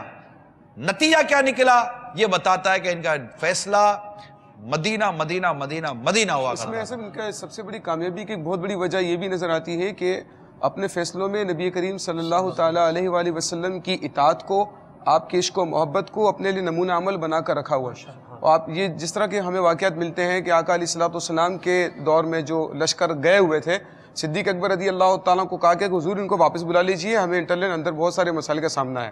آپ نے فرمایا نہیں، جس لشکر کو نبی کریم صلی اللہ تعالیٰ علیہ وآلہ وسلم بھیجا ہوا ہے میں اس کو واپس نہیں بلا سکتا. یہاں پر جو ہے سیدنا ابو بکر صدیق کی اولیت کی آپ بات کریں کہ جو بھی کام پہلے آیا سرکار کے بعد صدیق اکبر کے لیے سب سے پہلا کام تھا. تو مفتی احمد یار خان نعیمی رحمۃ اللہ علیہ نے جہاں فضائل ابو بکر صدیق رضی اللہ تعالیٰ عنہ مرآت میں تحریر فرماتے ہیں، بکر کا معنی ہے اولیت، فرسٹ پوزیشن، اولیت فرسٹ پوزیشن، اور ابو کا معنی ہے والا، جیسے ابو ہریرہ بلیوں والا. تو فرماتے ہیں کہ ابو بکر رضی اللہ تعالیٰ عنہ کا معنی ہوا کہ اول پوزیشن والا، اولیت والا. تو آپ ایمان میں بھی سب سے اول ہیں، معراج کی تصدیق کرنے والے میں بھی سب سے اول ہیں، اور اسی معنی سے اگر مناسبت رکھیں کہ جب آپ کے سامنے معاملات آئے تو فیصلہ کرنے میں بھی سب سے اول ہے صدیق اکبر رضی اللہ. بہت پیارے پیارے آپ کی اس طرح کے پہلو. ایک عورت آئی نبی کریم علیہ الصلوۃ والسلام کی صلی اللہ تعالیٰ علیہ اپنی کوئی حاجت پیش کی کہ یا رسول اللہ میرا یہ مسئلہ ہے. آقا علیہ الصلوۃ والسلام نے اس کو پھر دوبارہ سے بلایا تو اس نے عرض کی یا رسول اللہ اگر میں آپ کو نہ پاؤں واپس آؤں تو پھر کیا کروں؟ تو سرکار صلی اللہ تعالیٰ علیہ وآلہ وسلم نے فرمایا پھر تم ابو بکر کے پاس آنا، وہ تمہارا مسئلہ حل کرے. کمال درجے کا تدبر تھا اور کمال درجے کی آپ میں صلاحیتیں تھیں، استقامت تھی، ضبط تھا. اب نتائج کیا ہمیں سمجھنے کو ملتے ہیں؟ ہم لوگ بہت جلد باز ہیں، ہم لوگ فیصلہ کرنے میں جلدی کرتے ہیں. پھر فیصلہ جب ہم کرتے ہیں نا، اس فیصلہ کرنے میں ہم شریعت، دین، اسلام، سنت، ان چیزوں کو سامنے نہیں رکھتے. یہ جتنے بھی اس وقت ہمارے مدنی چینل کے ناظرین ہیں، بعض بہت بڑے بڑے کرتے دھرتے کہلاتے ہیں اور ان کے بڑے بڑے نام ہوتے ہیں اور بڑے کام کرنے کا یہ دعویٰ بھی کرتے ہیں اور یہ بورڈ بھی بناتے ہیں. اب بھائی آپ کا جو بورڈ بیٹھا ہوا ہے، آپ کی جو کمیٹی بیٹھی ہوئی ہے، یہ کمیٹی کن علماء پر ہے؟ ان کی علمیت کیا ہے؟ ان کی علمی قابلیت کیا ہے؟ ان کی علمی صلاحیت کیا ہے؟ اس پر غور کریں. آپ جو فیصلہ کر رہے ہیں بیٹھ کر کسی بھی معاملے کے اندر، خواہ وہ آپ کے ذاتی معاملات ہیں، آپ کے فیملی معاملات ہیں، آپ کے جو جس طرح کے معاملات ہیں، آپ جو فیصلہ کرنے کے لیے بیٹھے ہیں تو آپ وہ فیصلے کو کس چیز پر دیکھتے ہیں کہ یہ فیصلہ صحیح ہے یا غلط ہے؟ ڈیفینیٹلی ایک مسلمان کے نزدیک صحیح و غلط کے فیصلے کا جو معیار ہے وہ قرآن و حدیث کا حکم ہے کیا ہم جو فیصلہ کرتے ہیں وہ قرآن و حدیث سے ٹکراتا تو نہیں ہے؟ صدیق اکبر رضی اللہ تعالیٰ عنہ کے جو فیصلے ہوتے تھے، جیسے کہ ابھی ہمارے اسلام بھائی نے کہا، وہ سرکار مدینہ صلی اللہ تعالیٰ علیہ وآلہ وسلم کی مبارک سیرت کو سامنے رکھتے، یعنی گویا کہ یوں کہا جائے کہ اگر میرے آقا صلی اللہ علیہ وآلہ وسلم ہوتے تو کیا فیصلہ فرماتے؟ سبحان اللہ. کیونکہ یہ ان کی مقام صدیقیت بھی ہے اور ان کی مقام معرفت بھی ہے. یعنی وہ باتیں جو دیگر صحابہ کرام علیہم الرضوان جن کا ادراک نہیں رکھتے، مطلب وہاں تک ان کی اپروچ نہیں تھی، پہنچ نہیں پاتے تھے، آقا صلی اللہ علیہ وآلہ وسلم کی زبان مبارک سے وہ کلمات جو ادا ہوتے، صدیق اکبر رضی اللہ تعالیٰ عنہ ان کلمات کی گہرائی کو پا لیتے کہ یہ جو سرکار صلی اللہ تعالیٰ علیہ وآلہ وسلم فرما رہے ہیں اس سے مراد کیا ہے. اسی طرح سرکار صلی اللہ تعالیٰ علیہ وسلم کے وصال ظاہری فرمانے کے بعد جو صحابہ کرام علیہم الرضوان کی جو کیفیت تھی، وہ آپ کیا فاروق اعظم رضی اللہ تعالیٰ عنہ کے بارے میں فرما رہے تھے؟ اس وقت وہ آپ پر عشق کا غلبہ تھا، اور پیارے آقا علیہ الصلوۃ والسلام کی وفات کے موقع پر بہت غم کا غلبہ، کہ جو کہے گا کہ ان کی وفات ہو گئی میں سر اڑا دوں گا، اور ایسی کیفیت. اور صدیق اکبر نے اس موقع پر وہ جو آپ فرما رہے ہیں تحمل، بردباری اور ٹھہراؤ، اور قرآن پاک کی آیت پیش کی، وہ اس میں شاید ہوگی وہ. اب وہ آیت کریمہ بیان کی، اور وہ آیت کریمہ بیان کرنے کے بعد گویا کہ یوں سمجھے کہ سب کو آپ نے وہ مطمئن وہ ترکیب میں لے لیا کہ یہ مطلب کہ یہ ہے. اب یہ جو کام کیا نا صدیق اکبر رضی اللہ تعالیٰ عنہ نے ایسے موقع پر کہ صحابہ کرام علیہ رضوان کی کیفیت یہ ہے، اور صدیق اکبر رضی اللہ تعالیٰ عنہ نے اس وقت گویا کہ ایک کشتی کو سنبھالا نا، دلاسا دیا، کھڑے ہو گئے، اور وہ ایسے حالات کے اندر امت کی کشتی کو سنبھالنا یہ آپ ہی کا حصہ تھا. اصل میں میدان جنگ ہو، میدان تجارت ہو، گھر کے مسائل ہوں، انٹرنل ایکسٹرنل معاشرتی مسائل ہیں، ہر جگہ پر آپ سمجھتے ہیں کہ بعض اوقات انسان کو نا فوراً ڈیسیجن لینا ہوتا ہے، فوراً کوئی نہ کوئی فیصلہ کرنا ہوتا ہے. صدیق اکبر رضی اللہ تعالیٰ عنہ کی سیرت کو دیکھتے ہیں تو آپ کے ایسے واقعات بھی ملتے ہیں کہ کسی مسئلے پر اگر فوراً کسی ایکشن کی ضرورت ہے آپ فوراً ایکشن لیتے ہیں. کہیں پر پری پلان کی ضرورت ہے، آپ کو معلوم ہے کہ پہلے سے پلاننگ کرنی ہے، تو صدیق اکبر رضی اللہ تعالیٰ عنہ پہلے سے پلاننگ کر رکھتے ہیں. مثال کے طور پر ہجرت والا واقعہ اگر آپ دیکھتے ہیں تو صدیق اکبر رضی اللہ تعالیٰ عنہ کو یہ پتہ چل گیا تھا کہ ہمیں ہجرت کرنی پڑے گی نبی کریم صلی اللہ تعالیٰ علیہ وآلہ وسلم کے ساتھ. آپ نے 2 اونٹنیاں خریدی اور ان کو کی کر کے جو ہے وہ درخت کے وہ کھلا کر جھاڑیاں آپ نے بڑا فربا کر لیا تھا. 4 ماہ تک آپ جو ہے ان کو کھلا کر فربا کرتے رہے. آپ کو پتا تھا کہ ہمیں اس کی ضرورت پڑے گی سفر کے اندر، اور طاقتور جانور ہمیں چاہیے ہوگا، تو اسی لیے 4 ماہ تک آپ نے ان اونٹنیوں کو فربا کیا. اس کے بعد ان دونوں اونٹنیوں پر نبی کریم علیہ الصلوۃ والسلام نے اور صدیق اکبر رضی اللہ تعالیٰ عنہ نے سفر فرمایا. اب یہ پری پلان ہے آپ کا، پہلے سے آپ نے پلان کر کے رکھی ہوئی ہے جن مسائل کا سامنا ہے. اچھا، اسی طریقے سے جہاں فوراً ڈیسیجن لینا ہے، غزوہ بدر کے اندر دیکھیں عریش بنایا گیا، نبی کریم صلی اللہ تعالیٰ علیہ وآلہ وسلم جہاں پر یعنی بیٹھ کر تشریف فرما ہو کر وہاں سے جنگ کے اور سارے حالات کو جو ہے ملاحظہ کریں گے. تو اب جو ہے صحابہ کرام نے بات ہوئی کہ نبی کریم علیہ الصلوۃ والسلام کی یہاں پر پہرا دینے کے لیے کون خوش نصیب ہوگا جو حاضر ہوگا. تو اب سب مشاورت ہو رہی ہے، تمام ہی خاموش ہیں، لیکن صدیق اکبر رضی اللہ تعالیٰ عنہ نے فوراً وہاں پر آپ جو ہے تشریف لے کر آئے بڑی تیزی کے ساتھ، اور فرمایا کہ میں یہاں پر نبی کریم علیہ الصلوۃ والسلام کے ساتھ جو ہے وہ پہرا دوں. اسی طریقے سے جہاں پر صحابہ کرام علیہ رضوان فرماتے ہیں کہ ہم میں سب سے زیادہ بہادر صدیق اکبر ہے. حضرت علی نے فرمایا من اشجع الناس، لوگوں میں سب سے زیادہ بہادر کون ہے؟ لوگوں نے کہا انتا، آپ سب سے زیادہ بہادر ہیں. آپ نے فرمایا لا، ابو بکر اشجع الناس. صاحب اس کے اندر جو آپ گفتگو کر رہے ہیں کہ ہمارے معاشرے کے مسائل اور ان کا حل، تو عمومی طور پر جنرل جو ہمارے معاشرے میں ایک چیز پائی جاتی ہے اس کے حوالے سے گفتگو کروں گا کہ ہمارے معاشرے کے اندر جو ہے ایڈ ہاک ازم پایا جاتا ہے، جس کا مطلب اردو میں ہوتا ہے کہ کام چلاؤ. نفسیاتی کتابیں وغیرہ جو ہوتی ہیں یا جو اس موضوع پر معاشرتی مسائل پر لکھی جاتی ہیں اس میں یہ لفظ بہت زیادہ استعمال ہوتا ہے. ایڈ ہاک ازم کے نام سے اس کو ذکر کیا جاتا ہے کہ کام چلاؤ.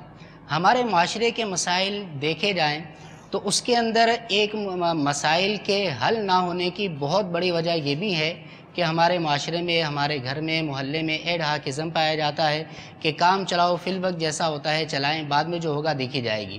اب ہوتا کیا ہے کہ بعد میں جو ہوتا ہے تو پھر وہ معاملہ اس سے بڑا بگڑ چکا ہوتا ہے، اس کے اندر بگاڑ پہلے سے زیادہ آ چکا ہوتا ہے. تو اگر یہ ایڈ ہاک ازم ہمارے معاشرے میں سے ختم ہو جائے، کام چلاؤ کا سسٹم جو ہے وہ ختم ہو جائے. جو بھی حل کرنا ہے پراپر وے سے اس کا حل کیا جائے تو ہمارے گھر کے، ہمارے محلے کے، ہمارے رشتہ داروں کے، دوستوں کے، احباب کے کافی سارے مسائل اس سے بھی جو ہے وہ حل ہو سکتے ہیں.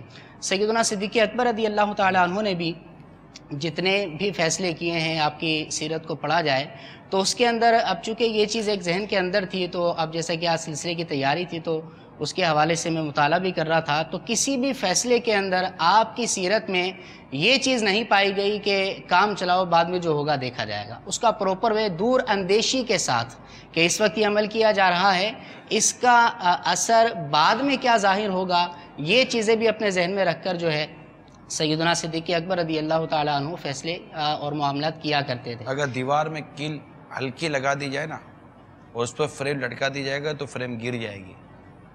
صحیح فرما رہے ہیں. صحیح سوراخ کر لکڑی ڈال کر صحیح طور پر اس کو لگا دیا جائے نا، اس کے بعد فریم لٹکا دیں، انشاءاللہ پھر آپ سکون سے سو جائیں، فریم نے گرنا ورنا نہیں ہے.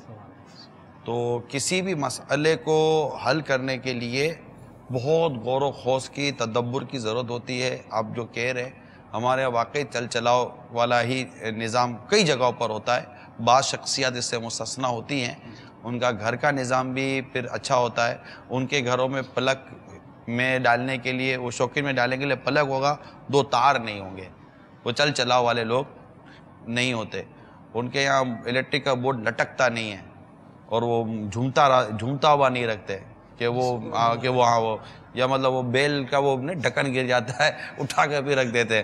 ارے بھائی کو اس کو اسکرو سے ٹائٹ کر لو، نہیں وہ لٹک گیا ہے. یہ اٹکانے کا جو ہمارا جو نظام ہے نا، لٹکانے کا، اٹکانے کا، اور وہ تو یہ جو اس طرح کے لوگ ہوتے ہیں وہ پھر مسائل بھی لٹکاتے رہتے ہیں. ان کا کام ہی بھائی ارے چلو ابھی تو کر دو کہ دوبارہ پلٹ کے آئے گا. یعنی یہ مصروف لوگ جو ہوتے ہیں نا، کامیاب لوگوں کا اگر آپ ہسٹری پڑھیں گے تو وہ کسی کام کا حل ایسا نکالیں گے کہ دوبارہ وہ کام آپ تک نہ آئے. ایک شخص ہے مصروف، مثال کے طور پر اگر ایک یہ ہیں مصروف شخص ہیں، پاکستان بھر کی ذمہ داری ان کے پاس ہے. اب ان کے پاس ہمارے یوسف بھائی ایک مسئلہ لے کر گئے. اب ان کو پتا ہے کہ میں نے روز کے کئی مسائل حل کرنے ہیں. اب یوسف بھائی کا مسئلہ انہوں نے اس طرح حل کرنا چاہیے کہ یہ دوبارہ مڈل کا نہیں آئے، کیونکہ اب انہوں نے بھی آنا ہے. اب اگر یہ دوبارہ آ جائے تو یہ مطلب پروفیشنل ڈاکٹر کا کلینک تو ہے نہیں کہ جو دوائی دے کر بولے گا کہ 4 دن کے بعد پھر آ جانا. حالانکہ بعد ڈاکٹر ہو سکتے ہیں کہ یہ ایسی دوائی دے دے کہ دوبارہ آنے کی ضرورت ہی نہ پڑے، لیکن کلینک بھی تو چلانا ہے نا. لیکن یہاں مطلب ایسا یہ کلینک تو ہے نہیں کہ جہاں مطلب کہ دوبارہ مڑ کر مسائل لے کر کوئی آئے گا تو ہر مسئلے پر ہم کو پیسے ملیں گے. یہاں ایسا نہیں ہے. تو جو دنیا میں کامیاب لوگ گزرے ہوں گے نا، اگر آپ ان لوگوں کی ہسٹری پڑھیں گے تو ان کے مسائل کی حل کرنے کا جو انداز ہے نا، وہ ایڈ ہاک بیسس پر نہیں ہوتا، وہ چل چلاؤ کی بنیادوں پر نہیں ہوتا کہ یار ابھی دے دو یار، ابھی تو بھیجو یار، ابھی تو کر دو، دوبارہ دیکھ لیں گے. دوبارہ کیا دیکھیں گے؟ دوبارہ دیکھنے کے لیے بعد ٹائم ہی نہیں ہے. وہ دوبارہ بیچارہ آ جائے گا کہ جناب وہ تو میں گیا تھا وہاں تو مسئلہ ہوا ہی نہیں. یعنی آپ کو پتہ ہے کہ میں اس کو جہاں بھیج رہا ہوں وہاں بھی اس کا مسئلہ حل ہونا نہیں ہے، لیکن اب چونکہ آپ نے پرچی لکھ دی ہے، آپ نے اس کو دھکا مار دیا ہے، یا آپ نے کہا یار میں فون کر دیتا ہوں آپ چلے جاؤ، مسئلہ حل ہو جائے گا. اور آپ بھی جانتے ہیں کہ یہ مسئلے کا حل نہیں ہوتا. یہ صرف آپ اپنے اوپر سے ایک چیز نکال دی، ایک ٹال دی، وہ پلٹ کر آپ کے پاس آئے گی. لہذا جو اس طرح کے ذمہ دار ہوتے ہیں، جو والد ہیں، وہ اپنے بیٹوں کا حل مستقل بنیادوں پر نکالیں. اپنے گھر میں اگر پریشانی ہے، بے پردگی ہے، گناہوں کا سلسلہ ہے، اس کا حل مستقل بنیادوں پر نکالیں. اس کے لیے صبر و تحمل اور بردباری سے کام لینا پڑے گا. یہ چل چلاؤ اور یہ نکل گئے، یار تم کر لینا، یار آپ کر لینا، یہ کر لینا میں ہم نے دیکھا ہے کہ بہت سارے نقصان ہو جاتے ہیں. بھائی کیا کر لینا؟ آپ بتا دیجئے، آپ کے سامنے حل ہے نا. میں مثال کے طور پر میرے پاس ایک حل ہے، اب میں آپ کو حل بھی کچا دے رہا ہوں، حالانکہ میرے پاس پکا حل موجود ہے، مگر اپنے 2 4 5 10 منٹ بچانے کے لیے، آدھا گھنٹہ بچانے کے لیے میں نے آپ کو صحیح حل نہیں دیا. ہونا یہ چاہیے تھا کہ میں بیٹھ کر آپ کو صحیح حل دیتا اور آپ سے پوچھتا کہ آپ نے کیا سمجھا. آپ کہتے کہ میں نے یہ سمجھا. اب واقعی یہ وہی سمجھے کہ جو حل ہے، تب جا کر آپ حل نکال کے دے. انشاءاللہ تعالی مدینہ حل نکلے گا. ادروائز بہت پرابلم ہو جاتی ہے. اور یہ آپ نے اچھی توجہ دلائی ہے کہ اس طرح کے کام نہیں کرنے چاہیے. باقاعدہ معاملے کو دیکھنا چاہیے, وہ تفہیم پراپر ہونی چاہیے, پھر انشاءاللہ اس کے نتائج آپ کو ملیں گے. کچھ کالز لے لیں. میں جامعہ المدینہ طبہ سے سردار آباد سے بات کر رہا ہوں. صاحب کی بارگاہ میں عرض یہ ہے کہ حاجی شاہ صاحب سے فرما دیں کہ ہمیں جو باتیں صدیق اکبر رضی اللہ تعالیٰ عنہ کی منقبت ہے وہ ہم سنا دیں. چلے صاحب جزاک اللہ. اللہ تعالیٰ ہم آپ کا مدنی مکالمہ دیکھ رہے ہیں, بہت اچھا لگ رہا ہے. اللہ تعالیٰ آپ کو رضائے خیر عطا فرمائے. السلام علیکم ورحمۃ اللہ وبرکاتہ. وعلیکم السلام ورحمۃ اللہ وبرکاتہ. منقبت کی تیاری کریں حاجی شاہ صاحب. تیاری ہے, چلیں اور کال سنائیے, یہ تیار ہیں. السلام علیکم ورحمۃ اللہ وبرکاتہ. وعلیکم السلام ورحمۃ اللہ وبرکاتہ. میرا نام محمد فتح اللہ قادری اتاری ہے. میں کاڑا سے بات کر رہا ہوں. الحمدللہ عزوجل یہ سلسلہ بہت اچھا ہے. اس سلسلے کے اندر آپ سے میرا سوال ہے کہ مجھے حضرت سیدنا صدیق اکبر رضی اللہ تعالی عنہ کا وہ واقعہ سنا دیں کہ جس وقت آپ رضی اللہ تعالی عنہ غار میں تھے اور پھر مدینہ منورہ میں پیارے آقا صلی اللہ تعالی علیہ وسلم کے ساتھ پہنچے. جزاک اللہ خیرہ. السلام علیکم ورحمۃ اللہ. وعلیکم السلام ورحمۃ اللہ وبرکاتہ. ایک اور کال سنا دیں. السلام علیکم. وعلیکم السلام ورحمۃ اللہ وبرکاتہ. سر میرا نام وحید ہے اور میں سانگر سے ہوں. سر آپ کا پروگرام بہت اچھا جا رہا ہے ماشاءاللہ سے. ہم آپ کے پروگرام کو بڑے شوق کے ساتھ سنتے ہیں سر. اور سر میں فرمائش کرنا چاہوں گا مجھے کوئی بھی اچھا سا نعت سنا دیں. نعت سنا دیں, کوئی سے بھی نعت سنا دیں. ہاں بہت ماشاءاللہ ہمارے ساتھ شاہد بھائی ہیں. سبحان اللہ. ہاں منقبت بھی سنیں گے, نعت بھی سنیں گے. اور انشاءاللہ جو ہمارے اسلام بھائی نے ہمیں جو سوال کیا ہے غار کا, یہ ہم اپنے موضوع کے مطابق ہی انشاءاللہ اس واقعے کو لے کر آئیں گے. شاہد بھائی منقبت سنا دیں. بلکہ نعت شریف کی فرمائش بھی آئی ہے نا, تو کوئی بھی چند اشعار پہلے نعت شریف کے سنا دیں, پھر بھلے منقبت کے بھی سنا دیں. سب سے اعلیٰ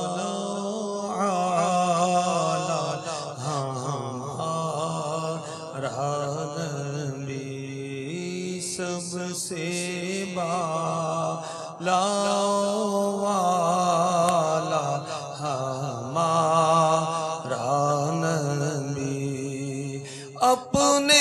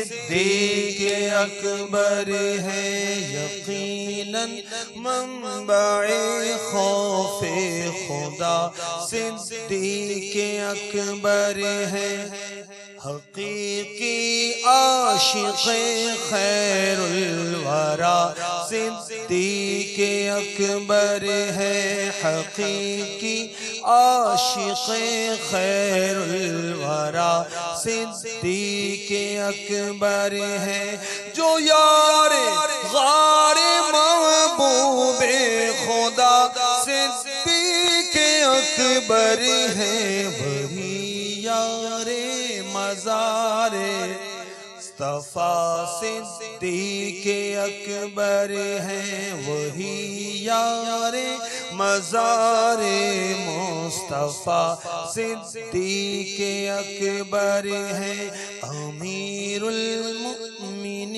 ہیں آپ امام المسلمی ہیں آپ نبی نے جنتی جن کو کہا صدیق اکبر ہے نہ ڈر عطار آفت سے خدا کی خاص رحمت سے نہ ڈر عطار آفت سے خدا کی خاص رحمت سے نبی والی تیرے مشکل کشا صدیق اکبر ہے نبی والی تیرے مشکل کشا صدیق اکبر ہے یقیناً منبع خوف خدا صدیق اکبر ہے کیا سرکار صلی اللہ تعالی علیہ وسلم کی مبارک تربیت کے شاہکار صدیق اکبر ہیں بے شک ماشاءاللہ۔ حاجی صاحب میں ایک واقعہ بھی عرض کرنا چاہوں گا جس میں صدیق اکبر کا درست فیصلہ جو ہے وہ سامنے آتا ہے۔ سورۃ اللیل کی جو دو موضوع اب ساتھ لے کے چل رہے ہیں جی، ایک ہے اصل میں تیاری کر کے جو آتا ہے تو آدمی تو وہ بولنا ہوتا ہے ایسا درست فیصلہ ایک اپنی جگہ پر ہے۔ یہاں ہم جو بنیادی طور پر جس کو لے کر چل رہے ہیں نا وہ مسائل کے وقت ایک تدبر اور ایک بڑے ہوش اور ایک کیفیت کے ساتھ اس مسئلے کو فیس کر کے چلنا، ہم اس کو خاص اس کو مطلب فوکس کر رہے ہیں کیونکہ یہاں ہماری ایک قوم مار کھا رہی ہے۔ آپ ہی کچھ ایسی مثالیں دے کر سمجھائیں کہ دیکھیں اس کا درست مثال حل یہ ہے اور ایسا اگر ہو جائے۔ نہیں، ایک حل کے متعلق یہ عرض کروں کہ نہیں پہلے ہم ان کا بھی سنیں گے ہاں کہ حل کے متعلق جیسے میں یہ عرض کروں مثال دے رہا ہوں، جیسے ابھی ہمارے سائر محترم نے سوال کیا کہ وہ جو غار ثور کا جو واقعہ تھا، ٹھیک ہے، اب آپ دیکھیے کہ سرکار صلی اللہ تعالیٰ علیہ وآلہ وسلم نے جس کیفیت میں ہجرت فرمائی وہ حالات کا اگر ایک تصور کریں کہ جس کیفیت میں جس حصے میں جن اوقات میں ایک ہجرت ہو رہی ہے اور دونوں جو ایک ساتھ چل رہے ہیں اور صدیق اکبر رضی اللہ تعالیٰ عنہ پر سرکار صلی اللہ تعالیٰ علیہ وسلم کے حوالے سے ان کے قلب کے ذہن پر جو کچھ مطلب کہ ذمہ داری اپنی جو محسوس کر رہے ہوں گے کہ میری ذمہ داری کیا ہے کہ میں سرکار صلی اللہ تعالیٰ علیہ وسلم کے ساتھ یقیناً آقا مدینہ صلی اللہ تعالیٰ علیہ وآلہ وسلم کی شان کے تو کیا کہنے، مگر جو یہاں صدیق اکبر رضی اللہ تعالیٰ عنہ کا جو کردار تھا میں اس کے عرض کر رہا ہوں کہ جس انداز سے لے کر چلنا، اب دشمن تعاقب کر رہے ہیں، کبھی آگے کبھی جان کے در پہ ہیں، ابھی آتے کبھی آتے، ابھی آتے کبھی آتے، سرکار صلی اللہ تعالیٰ علیہ وآلہ وسلم کو جس طرح مطلب کہ ساتھ لے کر ان کا جو انداز رہا، پھر غار کے اندر پہلے خود دیکھیں اس وقت عقل کا کام ہونا نا، اصل ہے عقل کا کام ہونا، ایسے موقع پر عقل کیسی کام کر رہی ہے آپ کی کہ سرکار صلی اللہ تعالیٰ علیہ وآلہ وسلم سے پہلے خود غار میں داخل ہونا نا، یہ آپ کی کمال درجے کی عقل مندی ہے، بڑی زبردست آپ کی فراست ہے۔ ایسے موقع پر دیکھیں یوں تو نارملی میں تکلیف میں ہوں، آپ کو آ کر کہہ رہا مجھے حل نکال کر دے، یار یوسف بھائی کیا حل نکال کے دے دیا، مجھ پر آئیے میں حل نکال کر دوں تو پتہ چلے۔ یہ جو میں مدنی چینل کے ناظرین اور حاضرین ہم سب جو عرض کرنا چاہ رہا ہوں وہ یہ کہ جب انسان پر آتی ہے تو گھبراہٹ ہوتی ہے، وہ یہاں جان جوخم میں کہ وہ جان لینے کے پیچھے پڑے ہوئے ہیں۔ اب ایسے میں یہ عقل کا کام کرنا اتنی عمدگی کے ساتھ کہ پہلے غار میں خود داخل ہونا، پھر سوراخوں کو بند کرنا، یہ جو کیفیات غار کی جو بیان کی جاتی ہے نا، جو بھی سائل محترم نے بھی پوچھا کہ یہ سارا واقعہ تھا کہ سرکار صلی اللہ تعالی وسلم کو غار میں پھر وہ داخلے کی ترکیب بنی، تشریف لائے، پھر اس میں بھی ایک سوراخ میں مطلب کپڑے یہ بھی آتا ہے کہ کپڑوں سے وہ سوراخوں کو بند کیا، ایک رہ گیا اپنی ایڑی مبارک رکھی، وہاں پہ بھی سانپ کا آنا اور وہ سارا معاملہ ہونا، اور ایسے موقع پر بھی پوری کوشش کرنا کہ ایڑی نہ ہٹے، جتنی طاقت تھی آپ کے اندر آپ نے کوشش کی کہ میری ایڑی نہ ہٹے، ایڑی میری لگی رہے کہ وہ اندر نہ آ جائے نا. مگر پھر ایک وقت آیا کہ وہ ایک طاقت سے باہر نکل گئی تکلیف.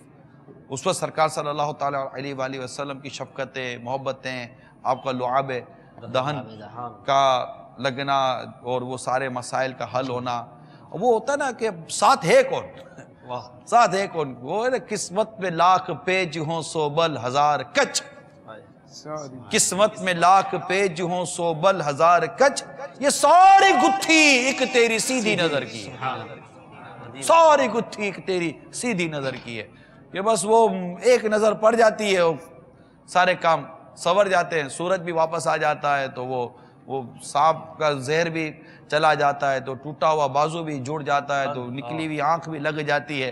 یہ ساری گتھی ایک تیری سیدھی نظر کی ہے. بس یہ، اور یہ اس کو صدیق اکبر رضی اللہ تعالیٰ عنہ سے زیادہ بہتر کون جانتا ہوگا، اتنا ان کو مطلب قرب ملا. تو یہ سارے جو معاملہ، تو پھر سرکار صلی اللہ تعالیٰ علیہ وسلم کے اس کیفیت میں یہ ماشاءاللہ ایک بہت خوبصورت ایک پیغام کہ اللہ ہمارے ساتھ ہے. اصل تربیت کا ابھی بھی سلسلہ جاری ہے. صدیق اکبر رضی اللہ تعالیٰ عنہ بھی تھوڑے سے پریشان ہو گئے کہ بالکل قریب آ چکے ہیں، اب کیا ہوگا، لیکن آقا علیہ الصلوۃ والسلام فرما رہے ہیں، توکل کی ایک تعلیم دے رہے ہیں، لا تحزن الا اللہ معنا، ہاں اللہ ہمارے ساتھ ہے. اور یہ ایسے کلمات ادا ہوئے کہ کتابوں میں لکھا ہے کہ ایک واقعی تسلی ہو گئی. تو یہ ایک کیفیت ہوتی ہے.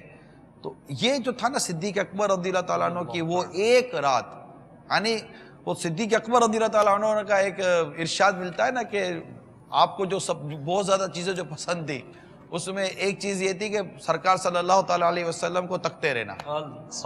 سرکار صلی اللہ تعالیٰ علیہ وآلہ وسلم کا دیدار مبارک ہے نا، آپ کو تکتے رہنا، یہ آپ کو بے حد پسند تھا صدیق اکبر رضی اللہ تعالیٰ عنہ کو. اور وہ رات تھی ایسی کہ آپ کے سوا کو دیکھنے والا تھا ہی کون آپ کے غلاموں میں، دیکھتے رہے رات بھر ایک حصہ سرکار صلی اللہ تعالیٰ علیہ وسلم کو. تو مدنی چینل کے ناظرین، یہ واقعہ اور وہ غار جو آپ فرما رہے ہیں بات، جو اس میں دیکھ رہا تھا فیضان صدیق اکبر میں 220 صفحے پر ہے، مفتی احمد یار خان نعیمی فرما رہے ہیں، جناب صدیق کی خدمت ایسی مقبول ہوئی کہ سبحان اللہ، جب جناب صدیق رضی اللہ تعالی عنہ حضور صلی اللہ علیہ وسلم کا سر مبارک اپنے زانوں پر رکھ کر بیٹھے ہوں گے اور خوب جی بھر بھر کر چہرہ انور کو دیکھتے ہوں گے، اس وقت ان کے دل کا کیا حال ہوگا. اور وہ اس رات ایسی عبادت کر رہے تھے جو فرش و عرش پر کوئی نہ کر رہا. ان کا زانو حضور صلی اللہ علیہ وسلم کی رحل بنی تھی اور سامنے جمال یار تھا. اچھا یہ بھی دیکھیں کیسے عشق بھرے کلمات استعمال کیے نا. دیکھیں یہ عشق ہے، دیکھیں شاہد بھائی یہ عشق کی باتیں ہیں، یہ ماحول ہے. ان کا ماحول اختیار کرو جو عشق کی بات کرتا ہے، ادب کی بات کرتا ہے، احترام کی بات کرتا ہے. زانو مبارک کیا بنی؟ رحل بنی. تو اب زانو مبارک رحل بنی تو چہرہ انور کا کیسا تصور بیان کیا سرکار صلی اللہ تعالیٰ علیہ وآلہ وسلم کا مفتی احمد یار خان نعیمی رحمۃ اللہ تعالیٰ علیہ. اے مدنی چینل کے ناظرین، کہیں مت جائیے، ان کے ماحول میں، ان کی صحبت میں آئیے جو ادب جہاں ادب ملتا ہے، احترام ملتا ہے. صحابہ کرام کی بات ہو تو بہتر سے بہتر اور عمدہ سے عمدہ کلمات ادا کیے جائیں. امہات المومنین کی بات ہو تو بہتر سے بہتر عمدہ سے عمدہ کلمات اختیار کیے جائیں. یعنی ہمارے امیر سنت یہاں تک فرماتے ہیں کہ ازواج مطہرات کہنے کے بجائے مجھے امہات المومنین کہنے میں زیادہ لطف آتا ہے. یہ دیکھیں، یہ ادب، محبت، پیار، عقیدہ، تعظیم کے کس قدر پہلو کے چشمے بیر ہیں آپ کے صرف ایک جملے کے اندر. تو یہ مطلب کہ عاشق اکبر سیدنا صدیق اکبر رضی اللہ تعالیٰ عنہ، یہ دعوت اسلامی کا ایک اپنا انداز ہے. عاشقان رسول کا ایسا پیارا ماحول بن گیا ہے کہ یہاں ادب اور محبت اور احترام کے ساتھ گفتگو کرنے کی بات کی جا رہی ہے، اور جب دشمنان ایسی بات کی جائے تب یزید کا جب ذکر آتا ہے یزید پلیت فلائی، مطلب کہ وہ نمرود مردود ابو جہل، تو پھر جب یہ آئے تو پھر بات بھی وہ کی جائے گی، بات بھی وہ ہو گئے، اللہ اور اس کے رسول کی رضا بھی ملے، تو جو تمہارا نہیں اسے ہم نے اپنے دل سے نکال رکھا، یہ یاد رکھیے گا۔ اپنا ہے وہ عزیز، نعت خان صاحب ایسا نہیں کہو، چلو ہم دونوں ساتھ اٹھاتے ہیں۔ اپنا ہے وہ عزیز جسے تو عزیز ہے، اپنا ہے وہ عزیز جسے تو عزیز ہے، ہم کو ہے وہ پسند جسے آئے تو پسند۔ اپنا ہے وہ عزیز جسے تو عزیز ہے، اپنا ہے وہ عزیز جسے تو عزیز ہے، ہم کو ہے وہ پسند جسے آئے تو پسند، ہم کو ہے وہ پسند جسے آئے تو پسند۔ اسی میں وہ غالباً شعر ہے، قل کہہ کے اپنی بات بھی لب سے تیرے سنی، قل کہہ کے اپنی بات بھی لب سے تیرے سنی، اللہ کو ہے اتنی تیری گفتگو پسند۔ یہ کتنی اچھا یہ موضوع ہوتے ہیں نا، کتنا مزہ آتا ہے، روح کو تسکین ملتی ہے، سکون ملتا ہے، ایک عشق کی، محبت کی، ادب کی، احترام کی جب بات ہو تو یہ بس یہ مدنی پھول ہیں تمام عاشقان رسول کے لیے، آپ سب کے لیے، کہ براہ کرم اس صحبت کو اختیار کریں جہاں ادب ملتا ہو، احترام ملتا ہو، عشق رسول بڑھتا ہو، عشق کے صحابہ بڑھتا ہو، عشق کے اہل بیت بڑھتا ہو، جس سے عشق ہو، جس کی محبت ہو، جس کی تعظیم ہونا، اس کے لیے ایک شخص اچھے سے اچھے کلمات اختیار کرتا ہے، اچھے سے اچھے ڈھونڈتا ہے کہ کوئی بہتر سے بہتر جملہ، کوئی بہتر سے بہتر لفظ، کوئی بہتر سے بہتر کلام ملے کہ جو میں ان کے لیے بیان کروں۔ دیکھیں اعلیٰ حضرت کا عشق دیکھیے، طوبہ میں جو سب سے اونچی نازک سیدھی نکلی شاخ۔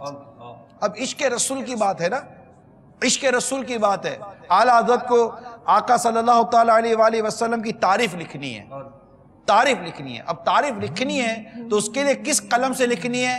طوبہ میں، یہ جنت کا درخت کہلاتا ہے طوبہ، ایک نہیں، جنت کے درخت کا نام بھی طوبہ ہے۔ طوبہ میں جو سب سے اونچی، نازک، سیدھی نکلی شاخ، یہ ہو گئی شاخ کا انتخاب۔ کس سے لینی ہے؟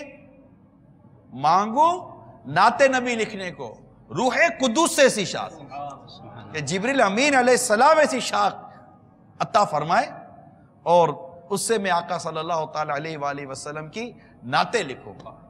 تو یہ مطلب کہ دعوت اسلامی کے مدنی ماحول سے وابستہ رہی ہے، اللہ کی رحمت شامل رہی، عشق الہی، عشق رسول، عشق صحابہ، عشق اہل بیت، عشق اولیاء میں روز بروز آپ کو ترقی ہوتی محسوس ہوگی، اور یہ ہمارے ظاہر کی، ہمارے باطن کے تقوی اور پرہیزگاری کے لیے بہت مفید اور بہت اعلیٰ شے ہے۔ اللہ ہمیں عمل کی توفیق عطا فرمائے۔ کال لیتے ہیں۔ السلام علیکم ورحمۃ اللہ وبرکاتہ۔ وعلیکم السلام ورحمۃ اللہ وبرکاتہ۔ محمد شمون رضا اتاری، قادر پرامہ، مدینہ سلطان، جار غار، جار مزار، سید اکبر رضی اللہ تعالیٰ کے حوالے سے مدنی مکالمہ چل رہا ہے۔ غار ثور کے حوالے سے جو دیکھا الحمدللہ عز و جل، سنا ہے کہ احادیث مبارکہ کا خلاصہ آقا صلی اللہ تعالی وسلم کو کندھوں پر سوار کر کے سیدنا صدیق اکبر رضی اللہ عنہ اوپر گئے، اور وہ جب راستہ دیکھتے تو لگتا ہے یہ ناممکنات میں سے ہے، وہ کون سا جذبہ تھا میں ایسا کرنے پر یہ ایسا ہو گیا الحمدللہ عز و جل۔ کے بارے میں مدنی پھول ارشاد فرما۔ ان کو تو کر چکے جو کرنی بشر کی۔ تو یہ عشق ہوتا ہے میٹھے اسلامی بھائیوں، عشق ہوتا ہے۔ اس کو عشق کے سوا کیا نام دیں گے؟ محبت کے سوا کیا نام دیں گے؟ وارفتگی کے سوا کیا نام دیں گے؟